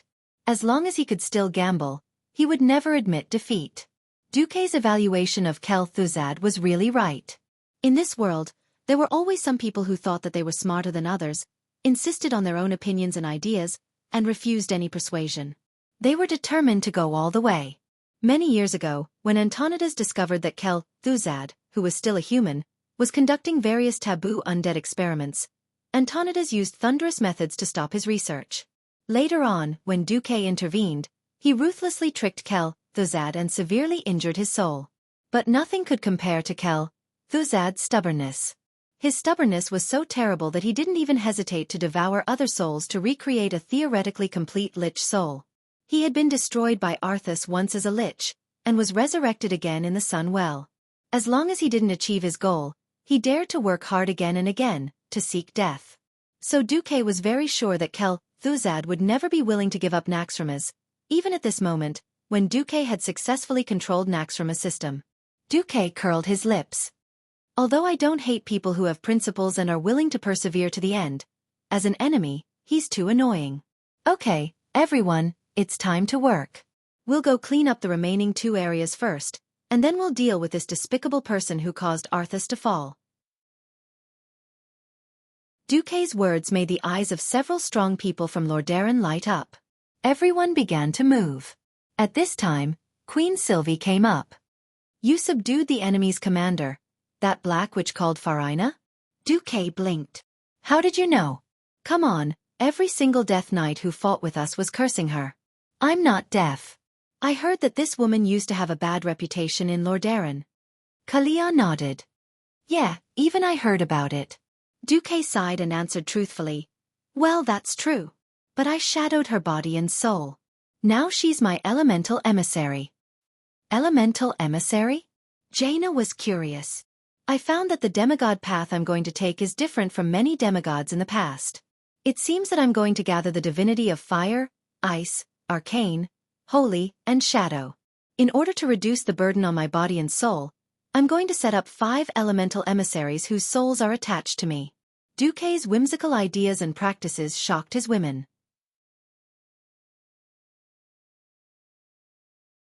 Chapter 1259. 5 elemental emissaries? In other words, Xueqi was going to become a god with 5 powers at the same time? Was it really going to be that easy? Every woman was stunned by Xueqi's bold and arrogant words. In fact, Xueqi also had a portion of nature divinity from the Wind Prince, but Xueqi was a little uncertain about it. In Xueqi's mind, if he really couldn't handle it, he could strategically give up this portion of divinity, so Xueqi didn't mention it. After all, in Xueqi's impression, Those who were good at nature were either druids or shamans, which didn't match his horoscope. Is that possible? When Jaina asked, her voice sounded like she was sleepwalking. Actually, it's possible. What I'm doing now is a bit similar to that of warlocks. It's just that warlocks obtain greater power through summoning and contracts, as well as share their burdens. As long as a warlock's soul is strong enough, he can theoretically summon several powerful summons at the same time. But you're not a warlock, and the mechanism is different, right? Jaina asked. It is indeed different. Duque nodded. But ever since I accepted Majordomo in the Molten Core and gave him some divine power, binding his soul and life to mine, I found that this is a very suitable path for me. At this time Tyron said, Duque, your choice is probably right. Even a loon can't easily release her power across time and space. Even God needs a spokesperson. For example, I am the High Priest. I can borrow a loon's power, and at the same time, I'm one of the cornerstones of her power. In terms of apatheicizing, Tyron's opinion was far more convincing than others. For a moment, everyone didn't know what to say. Duque, can you handle it? Aurelia asked worriedly. I'm the best at multitasking. As he spoke, dozens of magic hands flew around Duque, and each magic hand made a different gesture. The girls looked at each other and saw each other's eyes. In the end, it was Aurelia who spoke. All right, Duque, you've convinced us. Jaina, then do you have a target for the elemental emissaries in your heart? Basically, Majordomo Executus was the fire element, and Farina was the shadow element. As for the rest, please allow me to keep it a secret for now. Aurelia gently pulled Duque's hand. It's good that you know what you're doing. Remember, don't force yourself. We all know that you seek a power that can protect Azeroth. But some things were better to let nature take its course. Even if you don't think about yourself, you should think about us. At this point, Aurelia's voice became softer. Especially, you don't even have a child. No matter how valiant and resolute the queens were in front of the people, all of them suddenly became bashful. Their faces were all red. Ah! Are there many ants on the ground? Ah! The patterns on the ceiling are so beautiful. Needless to say, Aurelia and Sasha, who were the first to follow Duque. The four queens had long been whispering together, discussing how to hide it from the people below if Duque could not give them a status. Now even Tyron seemed to be talking to herself. I wonder if Elune will allow the High Priest. This. Duque was speechless. Well, my soul is a little special. It seems that I can only bestow souls upon my descendants when I become a demigod. All right. Hurry up and become a demigod. The 7 voices were so unified, and the 14 gazes were so passionate that it almost scared Duque. When the time comes, maybe when the world is at peace, we can even use Naxxramas as a palace to travel around the world. Kalia, who had the most girl's imagination, said in her sweet voice. Duque was stunned for a moment, and then immediately came back to his senses. Yes. Ever since his transmigration, his nerves had been stretched taut. His eyes were on the present, or on the future where the crisis of the world was becoming more and more imminent, but not on the longer-term future. What would happen after the Burning Legion was taken care of? Perhaps it would be a good choice to use the great Naxxramas as a flashy palace, and wander around wherever he went. Under Duque's mental command, Naxxramas opened part of the dome on the ceiling. It seemed that because of the sunlight penetrating through, the aura of death in the fortress was all driven away. The sunlight shone on the ancient walls that were like white powder, the deep winding corridors, the hooked staircases, the strange-looking statues, the wide and magnificent glass windows, the floating shadows, the clanking of the armors of Gavinrad and the others in front, and finally the towering dome that always looked down on you, and always looked down on the reincarnation of history. All of this was playing out scenes from ancient and modern legends. He had not realized before that the architectural style of Naxxramas was actually quite artistic. This idea sounded quite interesting. A charming smile appeared at the corner of Duque's mouth. Seeing Duque smile, Kalia and the other girls also smiled faintly. Duque raised his right index finger and shook it. Don't think that I will easily raise a flag or something. Countless movies and animations have proven that the guy who says, after this war, I'll go back to my hometown to get married, will definitely die. Well, even if I die, I will still resurrect. So, Duque made an inscrutable smile, letting the girls think that they knew, and that would be good. The team continued to move forward because all the monsters had been dealt with by Duque, And this march was more like an armed parade. Soon, everyone arrived in front of the hall where the final boss of the construction area, Thaddeus, was. Do you remember the main points I said? You must remember, otherwise if you stand together with different polarities, then everyone will die together. Although I don't want to put pressure on everyone, there is only one chance to deal with this guy. Xueqi repeatedly emphasized. This was not a joke. Thaddeus, who looked like a Frankenstein, was himself a lich's test subject. This giant, which was sewn together from the severed limbs of many giants, had the power to control thunder and lightning. The most special and disgusting thing about him was that every once in a while, he would add an electric charge to the enemies that besieged him. Either it was a positive charge or a negative charge. Electric charges of the same polarity superimposed together would increase the attack power of all the companions around them.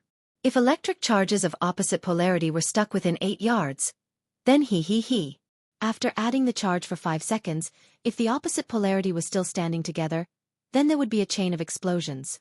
The power of the explosion was determined by the number of people around who were charged. If there were only 2 idiots standing together, then at most 2 would die. If it was a group of people, it would be a matter of an instant.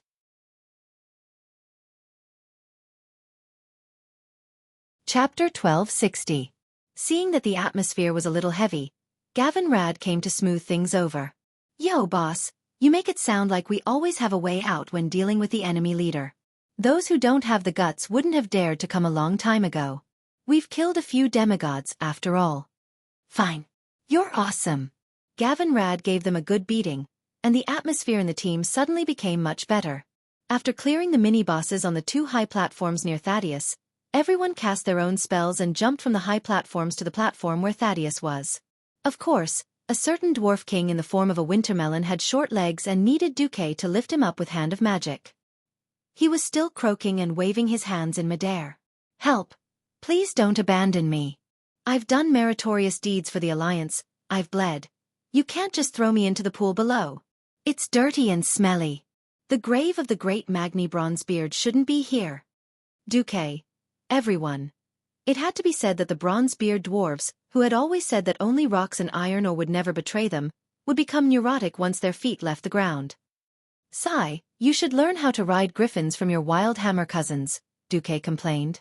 Bull**T. Why don't you ask Qudrin to learn Avatar from me? Magni cursed. Xueqi couldn't stand it anymore. Seeing that the team was almost in place, he directly threw Magni over. A dwarf that looked like a tin can suddenly crashed into Thaddeus the Frankenstein monster like a cannonball. The giant, who had been silent a moment ago, had his hard outer skin crack and fall off like cracked plasterboard. Having just woken up from a deep sleep, Thaddeus' voice made people feel that this giant was still in chaos. The next moment, the 2 huge spiral electric towers on the high platform were activated, and a huge amount of electricity was instantly injected into the body of this stitched giant. Even the naked eye could see the dazzling electric arcs enter the giant's body. Please. Stop. Stop this thing. Help me, save me. No. No. Thaddeus' cry for help made several Alliance powerhouses hesitate. Obviously, Thaddeus was a tragedy. Everyone could not help but recall the Doomsday Army experiment diary that Xueqi had shown them from the fortress's system before the war. It was a nightmarish record.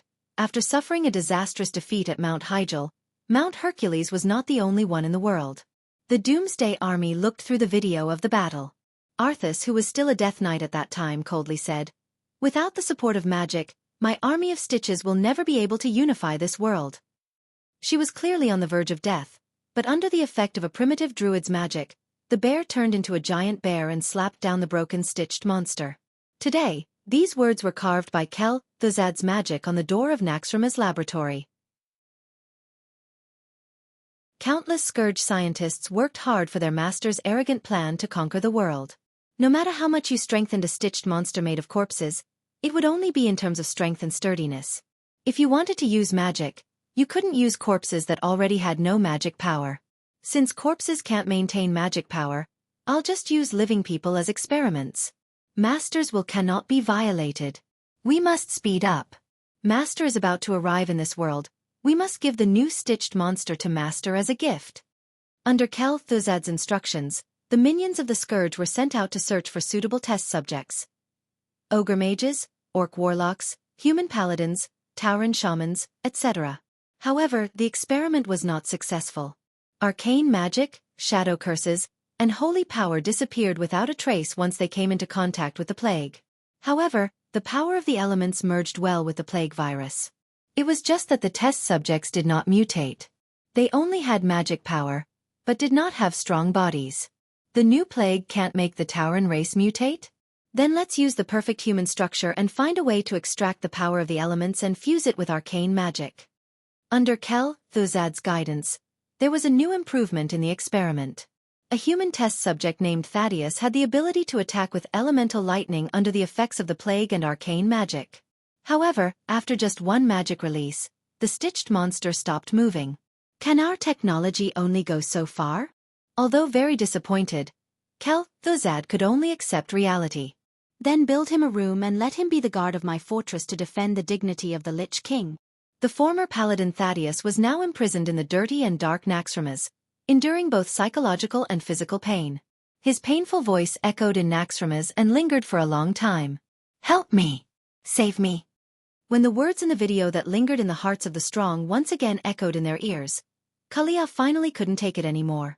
Xueqi knew what the kind-hearted Kalia wanted to say, but he still shook his head. Not every soul poisoned by the scourge can be saved. Queen Sylvie shouted, "You're not planning to turn Xueqi into your elemental emissary, are you?" "Of course not." "That's good. How could Xueqi offend everyone and do such a thing?" At this time, the cracks on Thaddeus' skin had already been completed. What appeared in front of everyone was an absolute construct giant. Thaddeus' eyes were red as he said in a voice full of guilt, "You're too late. I can only obey." Xueqi's gaze passed through Thaddeus' heavy body and saw that incomplete and dirty soul. He finally sighed. "Do it." The flames of the divine weapon Balrog's hammer lit up first. With one hit from the hammer, Thaddeus' leg was charred black and deeply caved in. If it was a living creature, even if it was a dragon man, they probably wouldn't be able to stand up after receiving such damage. Unfortunately, Thaddeus was a stitched creature. His bones were made from the remains of giant dragons, and his muscles came from the fresh flesh and blood of many giants. Magni's fierce attack had only damaged the first layer of his flesh. The problem was that there was still a second layer, a third layer. Who knew which layer it was? Magni spat fiercely. Gavin Rad's wind sword also slashed forward, but this time, the effect of the wind sword wasn't very good. Because Thaddeus also used the power of lightning. Gavin Rad instinctively felt that his wind sword was simply helping to charge this thing. He could only immediately put away the wind sword and replace it with an epic-grade hammer that was more effective against constructs.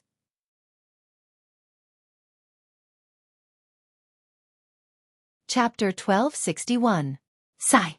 Anyone who had ever played with magnets knew that like repelled and opposites attracted. It would be so easy if they could do the same with Thaddeus. The problem was that they couldn't. When Xueqi led a party in the game, he could scold the fools who ran to the positive pole with negative charges.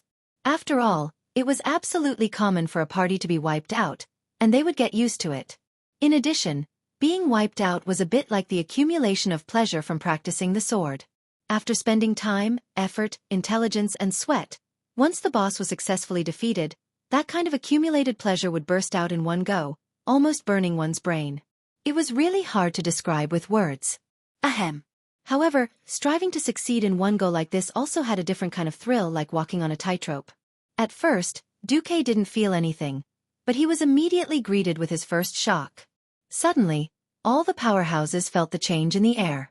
Some felt their hair stand on end, while others even had their hair stand on end. Well, Theon's mother had suddenly turned into an afro. Xueqi immediately realized what was going on. Obviously, the electric charge had fallen. But this was the real world of Azeroth, not a game. So even if the powerhouses could sense the charge, it didn't matter if their knowledge of physics was zero. People couldn't judge positive and negative charges with the naked eye. Xueqi was startled, and immediately had the system genie get to work.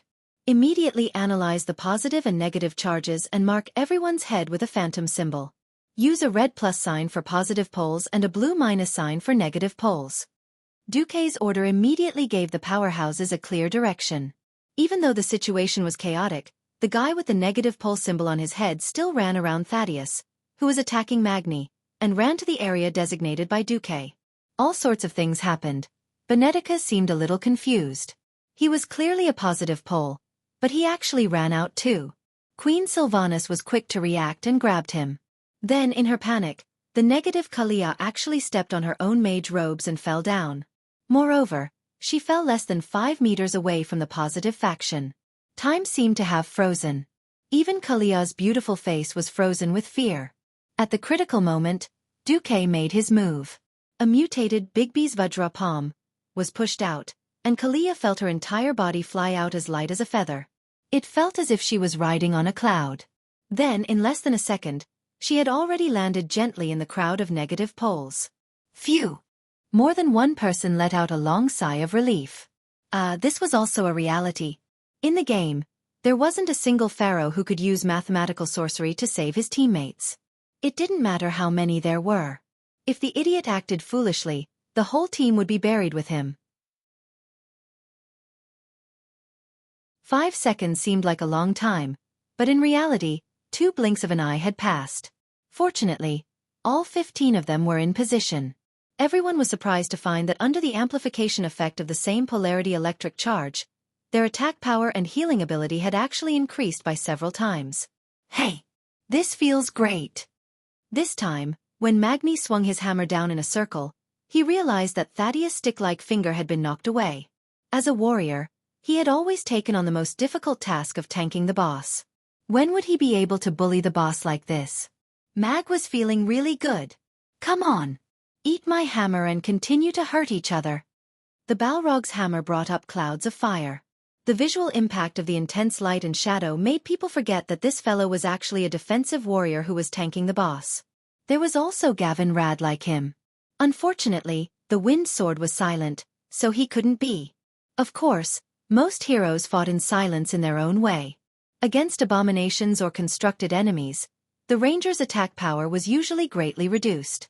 This was because these large undead creatures didn't have any so-called weak points or weak points. The power of arrows couldn't compare to close-range weapons of the same level. However, the Windrunner sisters used their unparalleled archery to create a disassembly-style tactic. Since even the abomination's eyes and throat were just decorations, they simply didn't care about anything else and focused on shooting the abomination's stitches.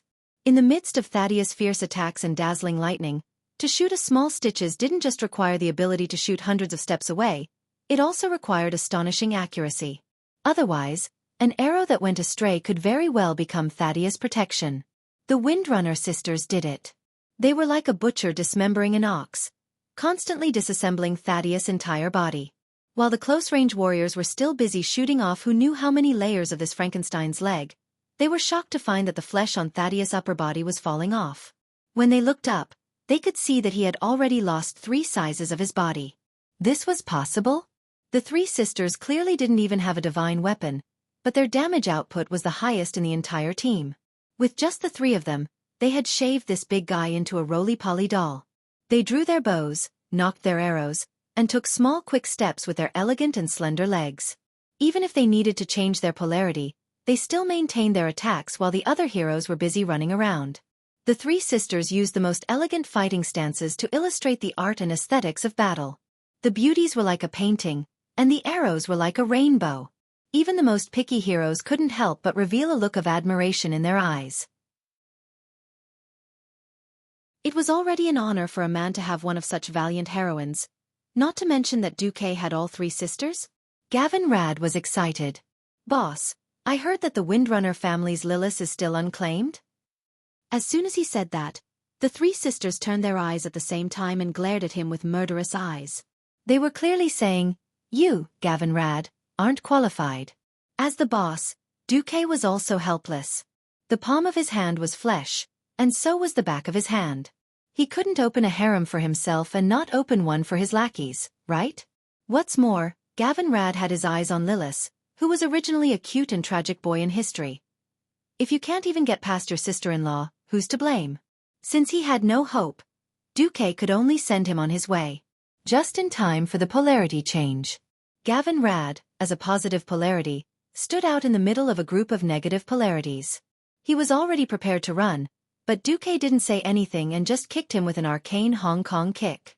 Gavin Rad, who hadn't made any mistakes in his previous runs, was caught off guard and sent flying into the group of positive polarities. "Boss, what are you doing?" Xueqi stuttered and replied slowly, "I suddenly realized that you're lacking in IQ.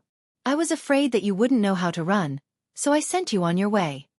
At this moment, Gavin Rad completely gave up.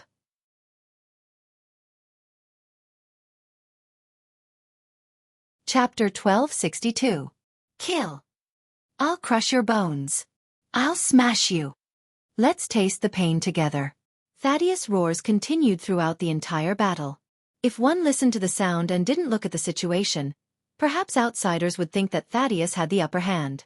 Only by seeing it with their own eyes would they know that this once incomparably burly giant like Frankenstein with a muscular appearance was now almost a skeleton king. The powerful abomination suture thread was made from the most powerful and sturdy shadow force threads, difficult for normal blades to cut through to begin with. However, before the 3 windstalk assisted sharp arrows, all of the suture threads were cut with a noise. Without the support of the sutures, Thaddeus' huge body, which was more than 10 meters tall, was disintegrating piece by piece. Theon's Ashbringer didn't have a good effect on Thaddeus' body, but when it slashed at the falling pieces of flesh, the golden light of Ashbringer easily destroyed the pieces of flesh and turned them into ashes. It was precisely because of this situation that everyone felt a sense of confusion and sorrow as they listened to Thaddeus' furious roars that they couldn't figure out what was going on. Thaddeus, who had lost his muscles, also lost his powerful strength. If he could have flattened a steam tank with one slap at the beginning, now he could only make a dent at most. His power storage also plummeted, and the chain lightning that was blasted out, with a high magic resistance of the experts, could only hurt them a little, not cause any damage. Benedettas and Kalia could be healed with Restore. Theon didn't stop and suddenly said, "Thaddeus, I remember he was from the second batch of paladins." Gavin Rad put away his cynicism. "Yes, Uther personally brought him." Theon sighed. "I feel uncomfortable thinking that the more powerful the paladin, the more powerful they will be after becoming a Death Knight. At least the commander didn't fall." The commander that Gavin Rad mentioned was naturally Uther, the former commander of the Silver Hand.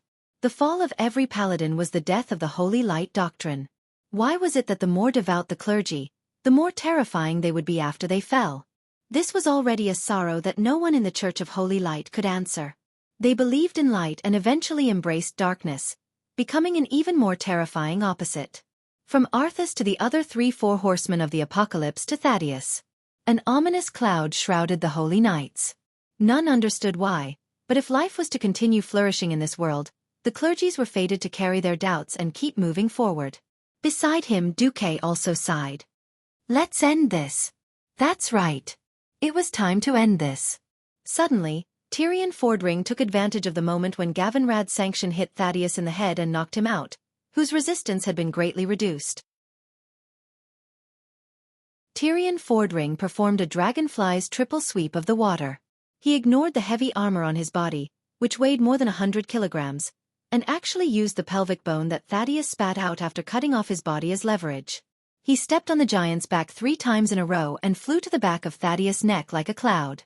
This was the first time Ashbringer had used his full strength in this battle. The dazzling golden light used the height of 8 meters as a dividing line, dividing the entire area into 2 levels. The lower level was filled with scattered lightning, while the upper level was only left with the purest holy golden light. The broad blade of the sword slashed fiercely at Thaddeus's spine, and everyone could hear the crisp cracking sound. However, this strike was still unable to behead Thaddeus. Go! Xueqi directly used Bigby's Vajra fist to hit the sole of Magni's foot. Magni, who was in his normal state, directly activated Deity's descent in midair. It looked like he directly rose into the air with his huge body and flew to a place level with Thaddeus' head. Lose your head dash in terms of proportion, the thick and short arms swelled to the extreme. The Balrog hammer, which was already 10 times larger than usual, once again condensed from flames into substance, turning into a huge red-black warhammer full of spikes, and smashed viciously into Thaddeus' iron chin. The already cracked cervical vertebra finally couldn't withstand this ultimate level of attack. The huge head turned more than 360 degrees and finally flew into the air. The final boss of the construction zone, Thaddeus, killed. The experts were supposed to be happy about this. However, when Thaddeus' head fell to the ground and he said his last words, everyone was silent. That was because that was the last words of a holy knight who had regained his sanity as a monster-like existence. Thank you. His heart was suddenly blocked by something, and it felt heavy and stuffy. His ears seemed to be covered by a layer of membrane, and everything was hazy. His nose felt like it was blocked, and he couldn't breathe.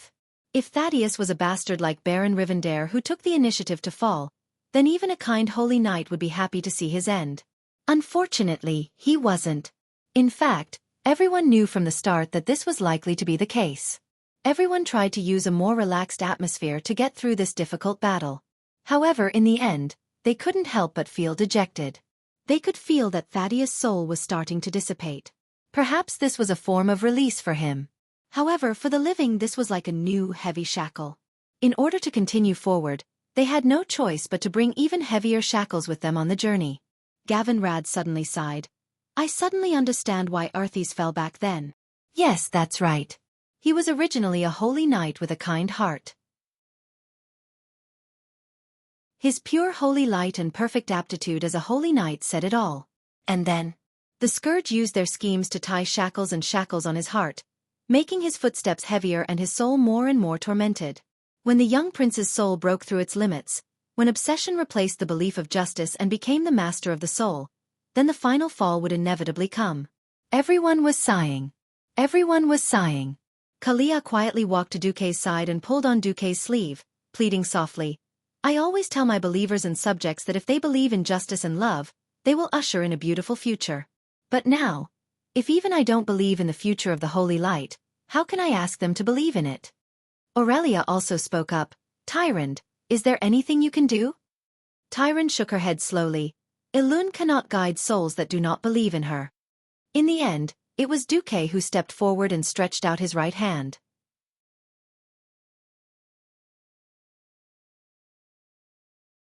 Chapter 1263. On each of Duke's fingers, there were rings of lightning circling around each of his fingers. His 10 fingers were like a pianist who had stepped onto a stage, sat on a chair, and was about to start playing. With the movement of his fingertips, groups of incomparably mysterious magic runes jumped out from his fingers. These runes surrounded Thaddeus' huge head, and Jaina and Elusia were sensitive enough to notice that these runes formed a small magic array that was separating Thaddeus from the surrounding space. It was even possible that it was stripping away the connection between the sleeping Lich King and Thaddeus. This is... Elusia covered her mouth in disbelief. Jaina grabbed her good sister's hand with one hand. Watch carefully, how a true master tries to solve an unknown and difficult problem with brand new magic techniques and arrays. Using mature magic was one thing. No matter how complicated or difficult the magic was, it was just following the script. As long as one had enough magic power and magic application skills, they could successfully make the magic circuit in the body communicate well with the elemental channels in the outside world. Basically, it was something that could be improved through more practice. But not now. Everyone could see that because of Thuzad's inhumane and taboo experiments, Thaddeus' soul had been seriously polluted and distorted. It could not even be simply classified as a human soul. Among Thaddeus' soul, there were also other kinds of souls, such as the mountain giant and the twin-headed ogre mage. This unstable combination was the key to Thaddeus' physique that could not be replicated and could store lightning.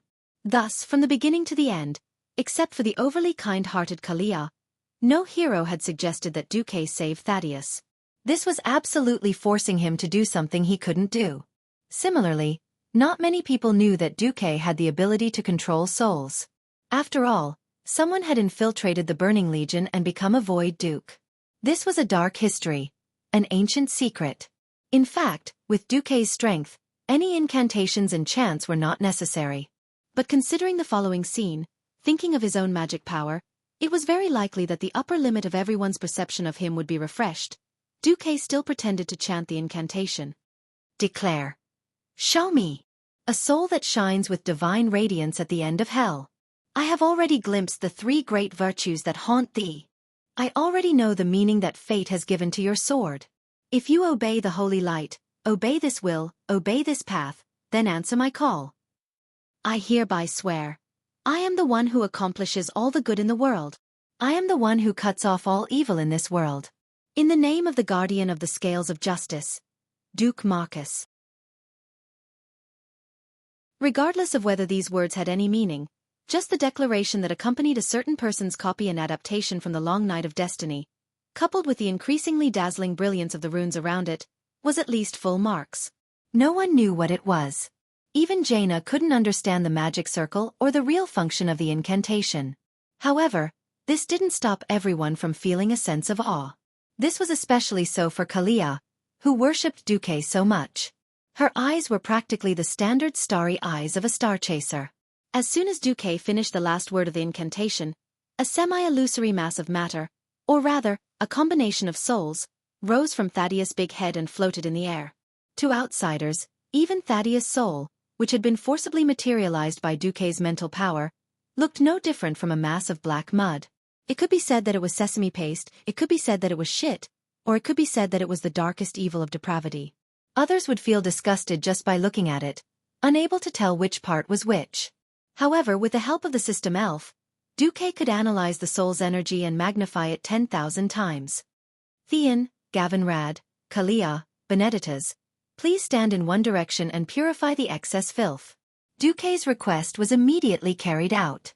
They stood in 4 directions: east, west, south, and north, and formed a simple holy light purification magic circle further out.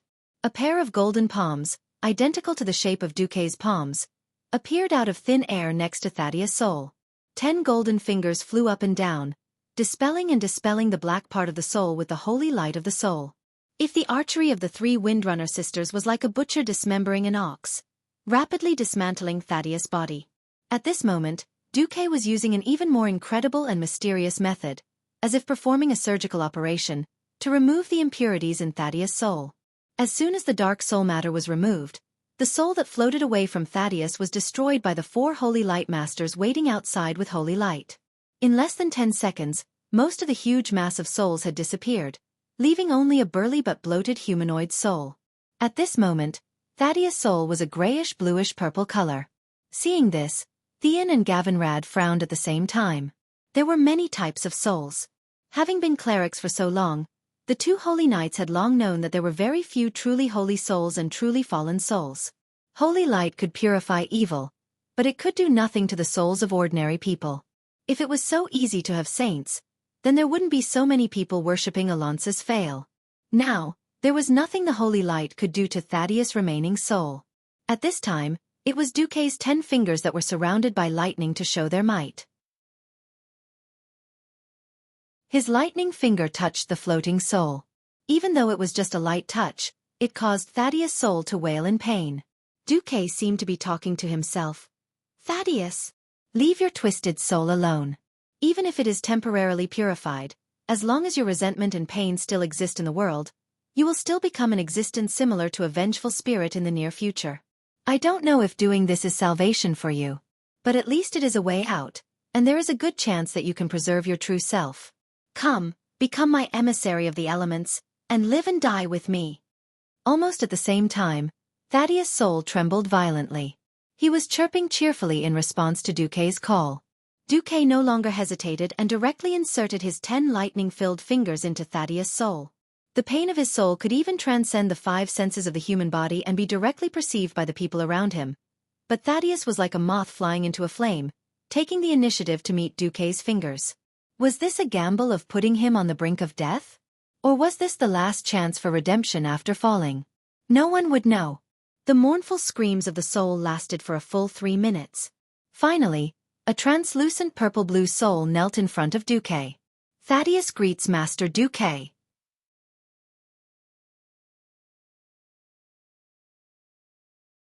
Chapter 1264. This is a miracle.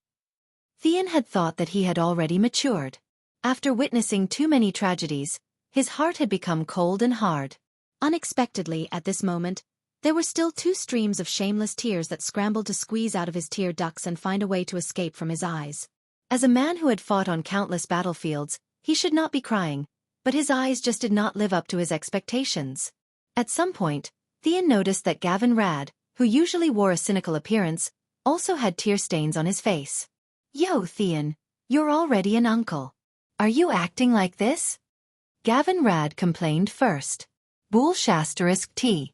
You make it sound like you're not part of the 5 Silver Saints. Theon punched him, almost making Gavin Rad vomit blood. A full-powered punch from a holy knight was not an exaggeration. You might shit yourself. Of course, the one getting beaten up was also a holy light humanoid creature that could glow, so that was another story. Great. Kalia was so happy that she hugged Jaina and Alucia. These 3 queens, who had been together from time to time since childhood, had their exquisite faces together. If it wasn't for the fact that Du Zhe had already declared his ownership of them, they would definitely be praised as beautiful as a painting by now. Most of the heroines secretly wiped away their tears, and the male heroes also put down their weapons, admiring this rare scene of redemption. Duque had no time to care about the feelings of others. He still looked like a fraud, unfathomable. He stretched out his right hand, which was full of lightning, and gently stroked the head of Thaddeus' soul. Duque's voice was full of a mysterious and illusory feeling. It sounded like a morning bell ringing from a distant building on a foggy morning. It was heart-stirring. Justice may not always be rewarded. However, those who wield the sword of justice, even if they have fallen, deserve redemption. I am not a god, but I still hope to bring more hope to this world that has been ravaged by evil. Ah, Thaddeus. Answer me, how much of your soul still remembers? How much of your sanity do you still have? On Thaddeus' soul body, others could easily see the tears of the soul that flowed from his eyes. Thaddeus remembers everything, from when I became a holy knight, to when I followed Sir Eutha back to Lordaeron City, to when Eutha was killed, to when I was killed, and then to when I endured the terrifying cataclysm experiment. My bewilderment, my despair, my pain. I remember all of it. When Thaddeus said this, Kalia and Gianna could not help but hold each other's hands tightly. Duque took a deep breath and said slowly, "Then do you still hate them?" The sound wasn't loud, but it seemed to set off a sacred shockwave. Everyone could clearly see a brilliant golden light with a naked eye. With Duque as the center, it spread out in all directions like a curtain wall. I hate him. But I still remember the meaning that fate has given to my sword. Since fate has allowed Master Marcus to be haunted by the 3 virtues and the word of heaven, to redeem my soul. Then for all eternity, the sword of Thaddeus, shall be the sword of my lord, His Excellency Duke Marcus. Thaddeus bowed his head deeply. Phew. Duque exhaled a mouthful of turbid air. Fortunately, he didn't lose out this time. Otherwise, after investing so much, it would be terrible if he got a brainless fool's soul in exchange. Of course, on the surface, Duque was still full of pretense. Knight Thaddeus, please kneel. Not only Thaddeus, but everyone else also realized what this was. Benedictus seemed to want to say something, but in the end, he stopped. Thaddeus' soul had changed. Although it was still emitting a purplish-blue glow, his blurry soul body had become clear. The structure and patterns of the armor on his body could already be clearly distinguished. It was the standard armor of the Silver Hand. He knelt down on one knee excitedly, looked at Duque, and then lowered his noble head that had never been lowered to the Scourge army. Duque drew out his spiral sword Marcus, Song of Light and Darkness, and solemnly said, "In the name of the Grand Duke of Stormwind and the World Guardian Duke Marcus, I grant you, Thaddeus, the title of Guardian Knight of the Marcus family." After saying that, the blade of the spiral sword lightly touched Thaddeus' left and right shoulders like a dragonfly skimming the water. "Thank you very much, my Lord Marcus." Thaddeus was almost in tears. For a transmigrator like Duque who had no moral integrity, the knighthood was not a big deal at all. On the other hand, this was already the most solemn knighthood ceremony in the world of Azeroth. After the dead of the Scourge army came out, the Church of Holy Light had the fiercest debate about this. It was an ideological debate. The topic of the debate revolved around whether the dead still had glory and power and status when they were alive. This debate involved the Church of Holy Light and all the feudal aristocratic ruling classes of the kingdom, and the final conclusion was that the dead could only have a false reputation and were not qualified to have any wealth or power. Because the dead could also keep the wealth they had when they were alive, then what did the descendants they left behind when they were alive eat and use? Of course, the result could only be that the living returned to the living, and the dead returned to the dead. Therefore, Duque could not make Thaddeus a knight of the kingdom. Duque took advantage of this loophole. The so-called guardian knight, to put it bluntly, was a retainer and was not protected by the kingdom's laws. The lord could do whatever he wanted. After all, the king's vassal was not the king's vassal. However, Xueqi was also making a huge profit. If Thaddeus' soul was not destroyed, he would definitely protect the family for generations to come. The price was just a little divinity that Xueqi had gotten from the Wind Prince. It seemed that the knighthood was not much different from that of an ordinary knight, but for Thaddeus, who had been tortured in a lonely soul for a long time, this was the greatest and final redemption. At some point, there was a warm applause around him, especially from the two great holy knights. They had almost broken their gauntlets from the applause. Speaking of which, to be able to complete his redemption under the witness of two first-generation holy knights, known as the 5 Silver Saints, Thaddeus was also a happy guy. He was so excited that he could only say, "Thank you." "All right, Thaddeus, your essence is now an elemental soul. I was just acting on the urgency of the matter just now. The specific adjustments will have to be done when we return to the Mage Tower. I'll take you back to the Karazhan first." Xueqi had no choice but to hold this guy back. "Understood. I will listen to your orders, my lord." Thaddeus replied respectfully, "Yes, there are some things. My lord, you'd better take a look." He saw the staff that Thaddeus had dug out from a pile of junk. "Ha! Sunset Tower." Xueqi was pleasantly surprised.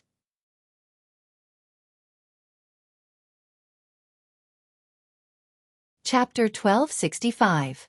Xueqi was a little conflicted.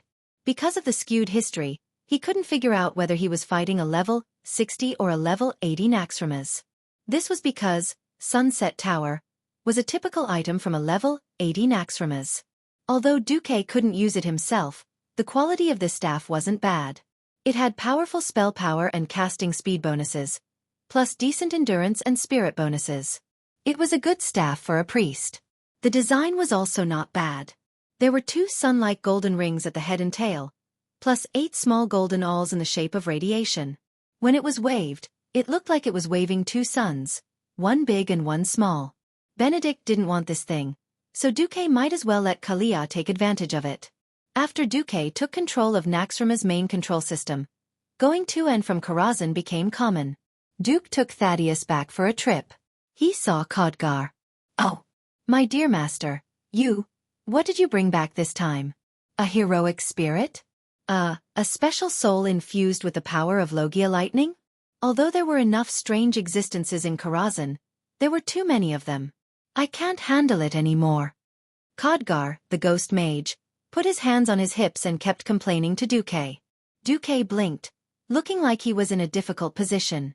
"Fine. Let's not talk about the brainless curator and the righteous saintess. Just Majordomo Executus, who was a fire demon boss, and Farina, the shadow witch, gave Khadgar a great sense of pressure. Now there was a Thunder Knight with a special soul. Khadgar felt a headache coming on.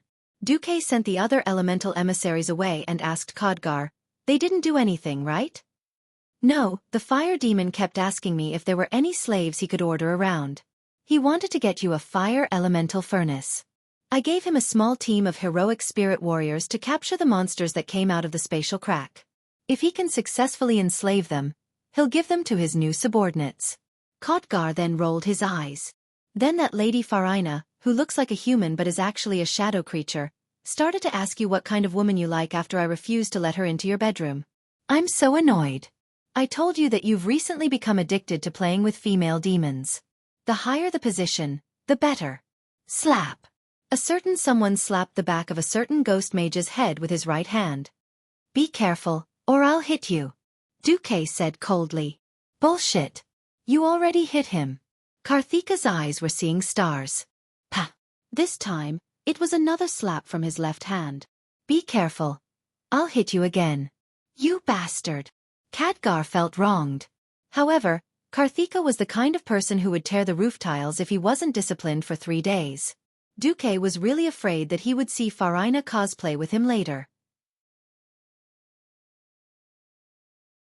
Now that Xueqi had used the divinity in his hands to create 3 elemental emissaries, it was already a pain in the ass. When he had saved Thaddeus just now, he had only done it because he felt like it. Now, he realized that he had fallen into a trap. If he wanted to maintain a true elemental emissary, then that meant that Duque had to also grasp the natural elements' divinity laws. Apart from the basic fire, ice and arcane spells, there was also the wind and thunder elements and the shadow elements. In order to balance things out, he had to add the light element. If one more domain was added, the difficulty of entering the divine realm would be doubled.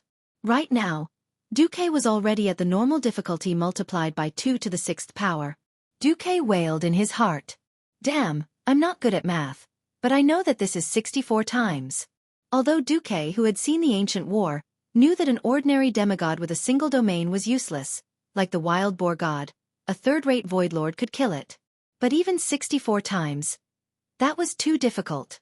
And as for the direction he was working towards, Duque was still a little confused. If it was fire, ice and arcane spells, he could still be considered a god of mages or something, but what about 6 domains? However, he would cross the bridge when he came to it. After comforting Thaddeus, Duque returned to Naxxramas and met up with the team. Because they controlled most of the strongholds, the team did not have to run and directly arrived outside the hall where the 4 horsemen of the apocalypse were.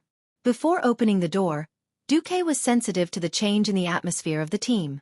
The depressing atmosphere of Thaddeus becoming a monster because of his fall, and the final redemption of his soul, filled the entire team with a relaxed atmosphere. After all, the remaining 2 groups of enemies were in a state of closing the door and beating the dogs. As an honest and reliable young man, although Duque could not do anything to kill Thuzad in the independent space, he could still trick the 4 horsemen of the apocalypse. He opened a portal and then pulled in hundreds of tons of holy water from the holy city of Stratholme, all of which were poured into the ventilation pipes of the hall. The undead could not eat or breathe, just relying on the power of their souls to maintain their vitality for hundreds of years. But Duque did not believe that they could still swim in the pool of holy light. The holy water blessed by the holy light was like acid to the undead. Bathing in holy water was definitely not a pleasant experience. Although the atmosphere in the team was a little too relaxed, Duque was also very confident in his plan, so he did not intend to alarm the team members or anything. Okay, everyone, do you remember to order? Duque asked. Yes. The 14 powerhouses answered in unison. Okay, let's go. Wheel farm undead horses. Oh no, Einherjar war horses. Duque was too smooth with his words, saying it was undead horses. Although in the game, players took glory in farming undead horses, Duque was in the righteous camp.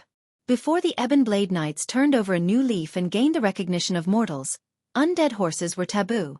Of course, Duque had promised that he could use undead horses as raw materials. After purification, he could summon the souls of Tyrion and the others' mounts and make them into Einherjar warhorses. This idea was well received by the 2 first-generation paladins. After all, horses usually matured after the age of 4. Even if a warhorse did not die on the battlefield, it was rare to ride it until the age of 15. After 15, it was basically an old horse, unable to bear the burden. Gavin, Rad and Tyrion had fought on the battlefield for 20 years, and lost count of the number of warhorses they had changed. They also did not want to change warhorses again and again. After a long time together, there would be feelings no matter what. The 2 paladins did not take Duque's words to heart. After all, Duque had used his own strength to forcibly transform the shadow energy in his body into a wholly extraordinary existence. As for some of the strange habits of this great hero of the Alliance, they selectively ignored it. The huge stone door, which was a full 10 meters thick, began to open with a rumbling sound under the push of the Titan's mechanism. Just as Duque remembered, the 4 horsemen of the apocalypse silently rode undead horses, standing in the middle of the hall like statues.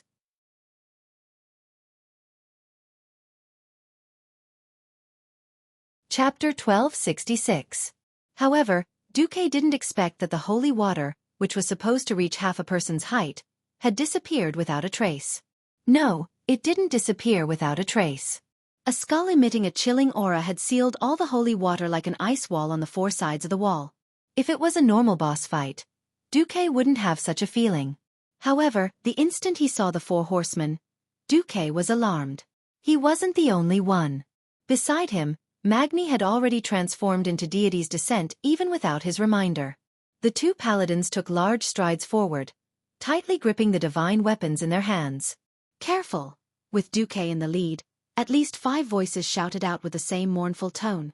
Almost at the same time the red warning popped up on Xueqi's retina, the four horsemen completed their transformation from extreme speed to extreme speed. This felt a little ridiculous. Originally, a warhorse needed time to accelerate. One could see the warhorse bulging its thigh muscles and using the strength of its muscles to accelerate itself and the rider on top of it. However, the four horsemen were different. Their movements were even faster than supercars. From a standstill to a speed of 100 kilometers per hour, it took only a second.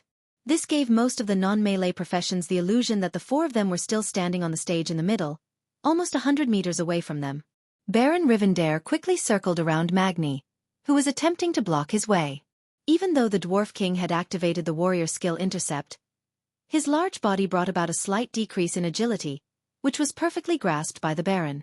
The undead warhorse under him was like a supercar drifting, easily evading Magni's Balrog hammer and rapidly closing in on Kalia. The great sword emitting an evil aura was prepared to pierce through her chest. Rivendare didn't feel that this was a despicable act. After all, he was charging from the front and not attacking from behind. If he didn't kill the Alliance's healer, the battle would likely drag on for a long time. The long and sharp rune greatsword easily pierced through Kalia's, holy word, shield.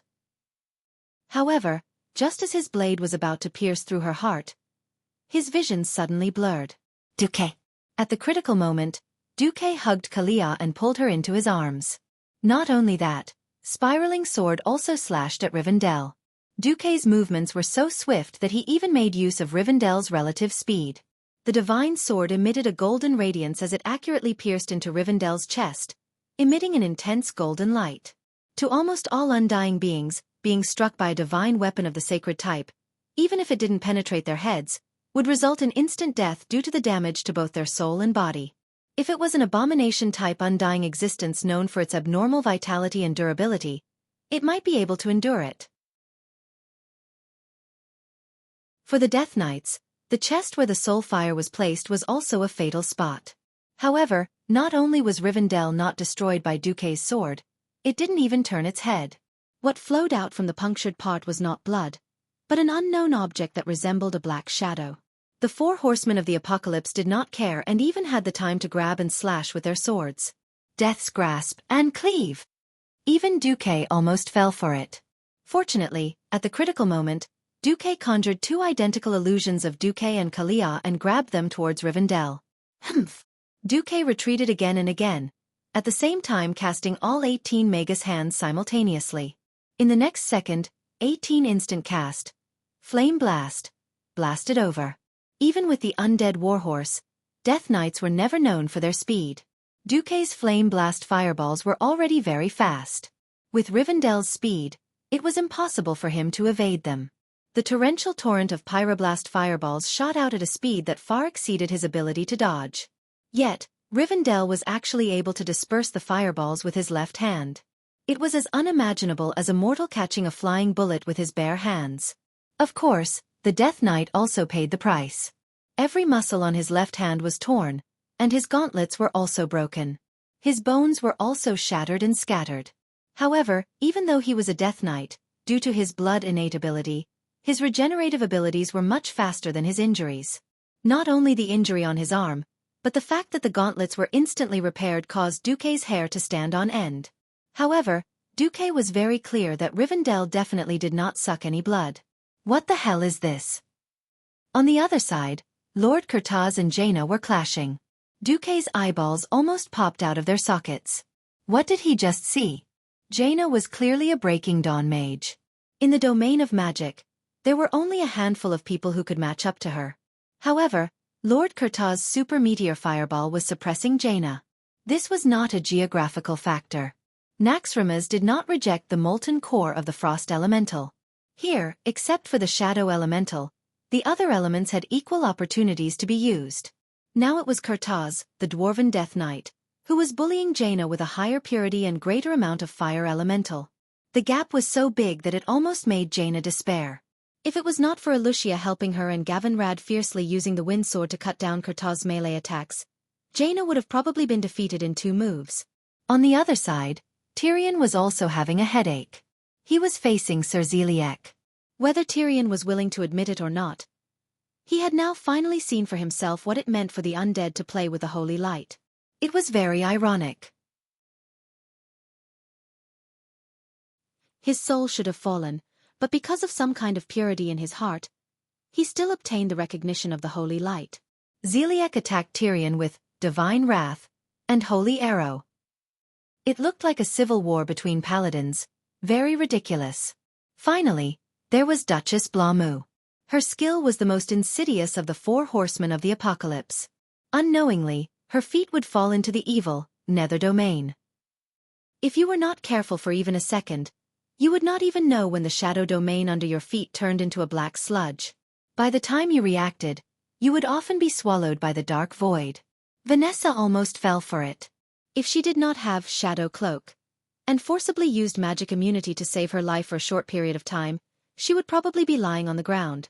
However, the most terrifying thing was not the single attack of the 4 horsemen, but when the 4 of them stood together, there would be 4 terrible halo effects that would constantly superimpose curses on the entire alliance of heroes.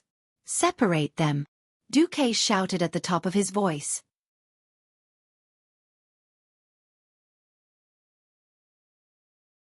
Chapter 1267.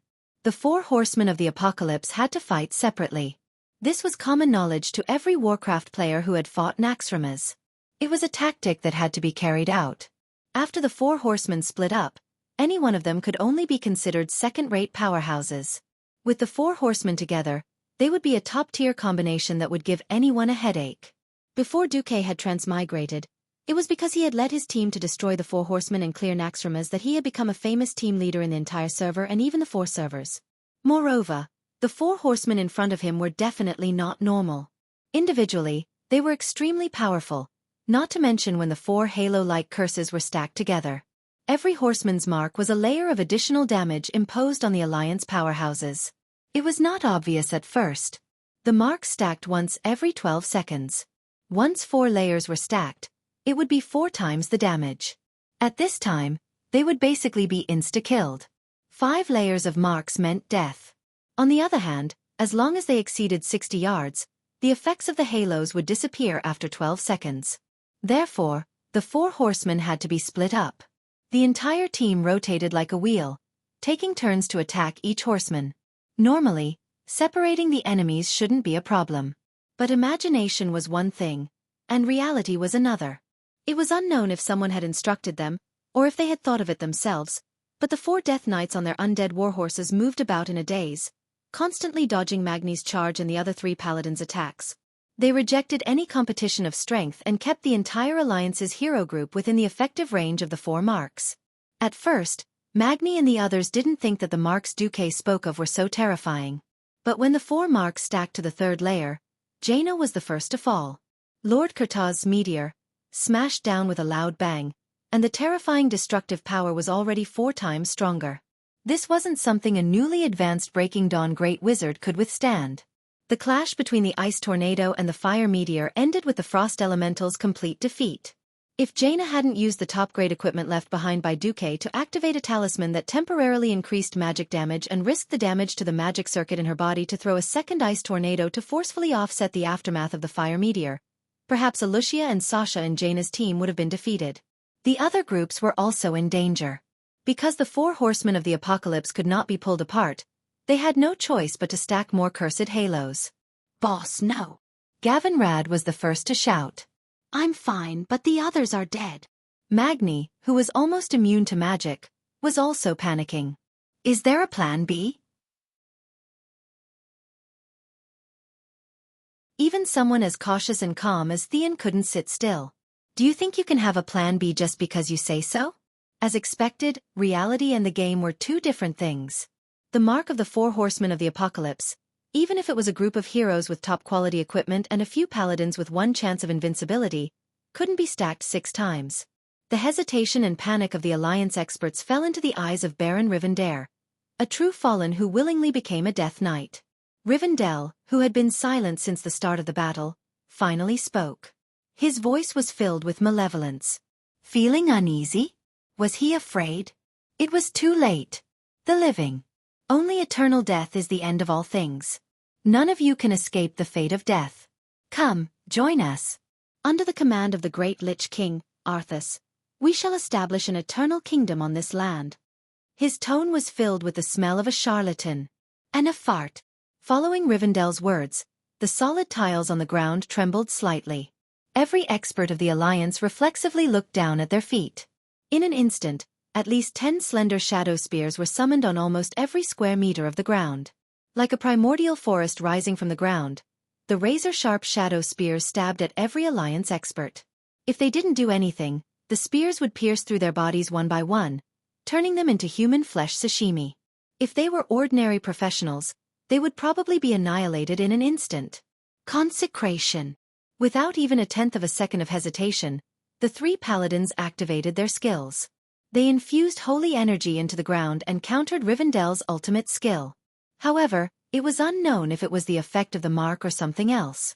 Obviously, the range of the paladins' consecration could only protect their party members within 25 yards. Any further and it would be useless. Riadaline's strength was slightly weaker.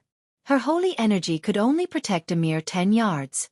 Anyone who wanted to leave the range of the paladin's protection would have to face the terrifying shadow skill alone unless they could fly. Seeing that his skill didn't kill any Alliance expert, Rivendell wasn't annoyed. He had already achieved his goal of delaying the enemy. If Xueqi was still the newly arrived transmigrator, perhaps he would really kneel down and lick the fool's boots. Speaking of his glorious past, Xueqi was someone who had slept with a queen, tamed a female dragon, and had a harem in every Alliance country. How could he abandon the benefits of swordsmanship to become a rotten death knight? What kind of joke was that? The leader was enraged. No, it was Xueqi who was enraged. It doesn't matter what Kel Thuzad enhanced you with. You want to take care of us? You *T horsemen of the apocalypse aren't qualified. As if responding to Xueqi's roar, both sides in the hall felt the ground tremble. Without giving any time to react, the floor that seemed to remain unchanged for 10,000 years collapsed. Save me. I'm going to fall to my death. Having lost his footing, Magni was so scared that he almost peed his pants. After falling 100 meters, he suddenly realized that the top of his head was filled with flames. 1, 2, 10. They were all pure-blooded firehawks with beautiful flames lingering around them. F***CK. I actually forgot about it. I'm also an awesome person with a flying mount. Although his reaction in the hero party was slow, he wasn't an idiot. Magni roared, "Come out, my rock!" A small firebird immediately jumped out from Magni's wrist, and in less than a tenth of a second, it grew into a huge firebird with a wingspan of more than 8 meters. It nimbly flew to his rapidly falling body, and caught him in his arms. 3 seconds later, the Alliance's powerhouses all flew to Magni's side, who was still in shock. Ha ha ha. I can't take it anymore. I will definitely tell Kudrin about how you almost peed your pants and let him mock you for the rest of his life. Having just escaped from death, Gavin Rad's mouth was cheap again.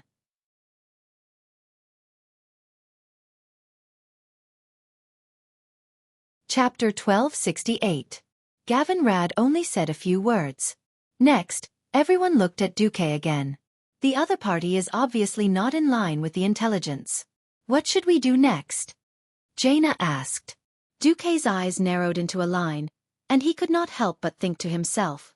Sure enough, there was no boss in this world waiting to be slaughtered. The situation in front of them was indeed a variable, but a good variable. As long as the team was not wiped out, then the variable also meant challenges and surprises. Although this surprise almost turned into shock and fear, no matter how Kel Thuzad thought, he would never have thought that I had such a trick up my sleeve. Phew! Xueqi let out a long sigh of relief. With a snap of his fingers, the dark space below suddenly lit up, and he said loudly, "Do you see the situation below?" Everyone looked and immediately sighed in their hearts. This was the advantage of turning the enemy into one's own home ground.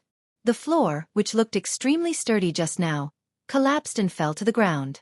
In the unknown lower level of Naxxramas, the huge square space was divided into 4 small squares of equal size. Between each square space, there was a wall nearly 10 meters thick that was reinforced by Titan runes, and it was impossible to connect to each other. Except for one square space that was completely shrouded in black mist, in the other 2 spaces, Lord Kurtaz, Sir Zeliek, and Duchess Blamu could clearly be seen. Their respective radiances were very easy to recognize. Kartaz has someone to deal with. Let's focus on the other 3 horsemen of the apocalypse, Xueqi ordered. This mechanism is amazing. Although she did not have much contact with Xueqi, Riadeline only had admiration for this alliance commander who had taken away her queen. But thinking about it, since Xueqi could control Farina and make most of the Death Knights and abominations fall into the temple of Kiraj to become food for the insects, then he could naturally control the mechanism of the fortress and forcibly break up the 4 horsemen of the apocalypse. Tyron's eyes were full of curiosity. Xueqi, did you think of this a long time ago? Or did you improvise? Xueqi's face was a little gloomy. I was going to train the team. On the other hand, the Death Knights and their undead warhorses couldn't fly, but Death's Grasp was indeed useful. If it were any other profession that did not have life-saving skills such as slow fall, they would definitely fall into meat paste. However, the horsemen of the apocalypse used Death's Grasp to grab onto the protrusions on the walls around him when he fell and descended safely step by step. Lord Kartaz rode the undead warhorse under him and landed lightly in the huge square space that was at least 200 meters long and wide. He had no choice but to descend because he saw the pure-blood fire eagles that the Alliance experts were riding on. In a situation where the enemy had an air force, if he stayed on the wall without any cover, he would be a target. But he was really surprised as the Alliance experts actually split into 3 and flew towards his friends. He had a bad feeling. His surroundings were pitch black, and a strange fog obscured most of his senses. However, he instinctively sensed the location of his other 3 companions and wanted to approach them. In theory, as long as he was close enough, his mark of Kartaz could still affect the Alliance experts. He even tried to see if he could use Meteor to cross the wall to deal damage to the enemy. Just as he was urging his horse forward, there was suddenly a shrill sound of wind breaking in the darkness. He was one with the undead warhorse, and it wasn't too easy for him to dodge this attack that was like a collapsing mountain. The undead did not feel pain, and when the attack came down, the rubble splashed out and hit her and the undead warhorse. This made him extremely afraid of the enemy. This was definitely not a human or a dwarf who had descended from the heavens. This was... Yo! Where are you in such a hurry to go, little skeleton? Aren't you going to play with me? Accompanied by a slightly evil female voice, 2 glistening yellow lights appeared in the darkness. No, these weren't lights. They were actually the eyeballs of 2 huge dragons. Kartaz could easily recognize those iconic vertical pupils even if he had used up dust. Onyxia? The dark clouds retreated a little, and the iconic black dragon scales of the Black Dragon Princess, as well as her huge head with huge horns and many spikes, also appeared in the darkness. At this moment, Kartaz felt as if he had been attacked by a dog. How could he make the opponent send the dignified Black Dragon Princess to deal with him? Unwilling to be captured without a fight, Kartaz raised his hand and used Meteor. This fire elemental attack was like a meteor piercing through the atmosphere, and with a rumbling sound, it exploded on top of Onyxia's head. Faced with such an attack, the Black Dragon Princess did not even have the mood to use her dragon scales to block it. Whoosh! She blew out a breath. Right. Just AF * king blow, not even a deep breath or dragon breath, and Kartaz's meteor was completely blown away. It suddenly deviated from its intended trajectory and exploded 30 meters away. The huge black dragon's face was full of ridicule. You want to use fire to deal with me? Hee hee. Wait until you have the strength of Ragnaros first. Low-level mysteries were destined to be crushed by high-level mysteries. It was true that Kartaz was a Death Knight who could play with fire and meteors, but unfortunately, he was only a Death Knight who had been specially modified. Even with the special bonuses, the flames he produced were only at the level of Breaking Dawn. He was destined to be miserable against the demigod Onyxia who grew up playing with fire. Seeing Kartaz's dead face and constipated expression, Onyxia was amused. If it wasn't for her hateful master forcing her to fight against a strong enemy, she wouldn't want to do it. On the contrary, she loved bullying noobs the most. Come on. Let's play. How about I let you use one of my claws? The evil Black Dragon Princess seemed to be fair, but this was like inviting a guest to a farmhouse on a hot day, and saying that there was a freshly burned pit, so it's hot. It was completely a scam. The opponent's best attack was useless, but Kartaz didn't know any other elemental magic apart from fire, and then let a small Death Knight play hand-to-hand combat with an ancient demigod dragon. And this guy wasn't called Arl Fool. That was really ha ha ha. Ah! The entire space echoed with Lord Kurtaz's miserable screams. On the other side, in the 3 square fields, the remaining horsemen of the apocalypse welcomed the Alliance powerhouses. Every time, 5 powerhouses jumped out of the portal that suddenly opened and quickly attacked the horsemen of the apocalypse. Then, without waiting for the horsemen's mark to stack, they immediately jumped away through the portal that suddenly appeared.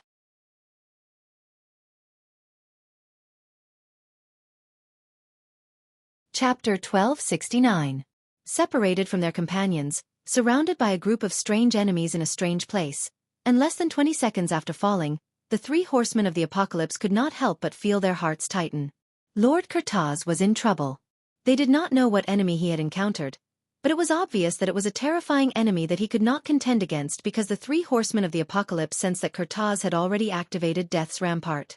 Death's Rampart was a skill that Kel Thuzad had specially bestowed upon them after Naxxramas fell. It turned out that this skill was similar to the warrior's shield wall, which could greatly reduce damage from the outside world. After Kel Thuzad's modification, this skill used highly concentrated shadow power stored in a soul gem to forcefully create a barrier to resist attacks from the outside world. If the group of Alliance powerhouses in front of them all focused fire, they could resist for at least 20 seconds. However, with the Alliance powerhouses taking turns to appear, it was impossible for Duque's group to have the spare time to deal with Kurtaz. Then who was it? Of course, the horsemen of the apocalypse did not know that Duque had shamelessly let the boss, Onyxia, in as well. Yo! Little bone shorty, don't die so quickly. Play with me again. With a teasing voice, Onyxia swept her dragon tail over. The Death Knights were one with their horses, and their movements were agile, but that was only for Alliance powerhouses without mounts. They could not fly, and it was even more impossible for them to jump into the air, do 9 backflips, and then stand steadily on the ground like rangers or thieves. Facing a dragon tail or dragon wings that were more than 15 meters long, Kurtaz was in a difficult situation. How terrifying was the dragon's combat instincts. When the dragon tail was swung around, it was like a large battering ram. But Onyxia's dragon tail was much more terrifying than a siege hammer. Not only did it have a longer effective range, but it also had long and incomparably hard bone spurs. It was not a siege hammer at all, but a meteor hammer used by gods. With a swing of her tail, it was simply earth-shattering. It was impossible to dodge, so the bitter Death Knight could only take it head-on. Who knew that Onyxia was also a thief? Her first attack seemed to be a sweep of her dragon tail, but in the end, a dragon claw slapped down from the opposite direction, directly breaking the undead warhorse's limbs. Hearing the cracking sound of the undead warhorse's leg bone, Lord Kurtaz's heart broke. Oh!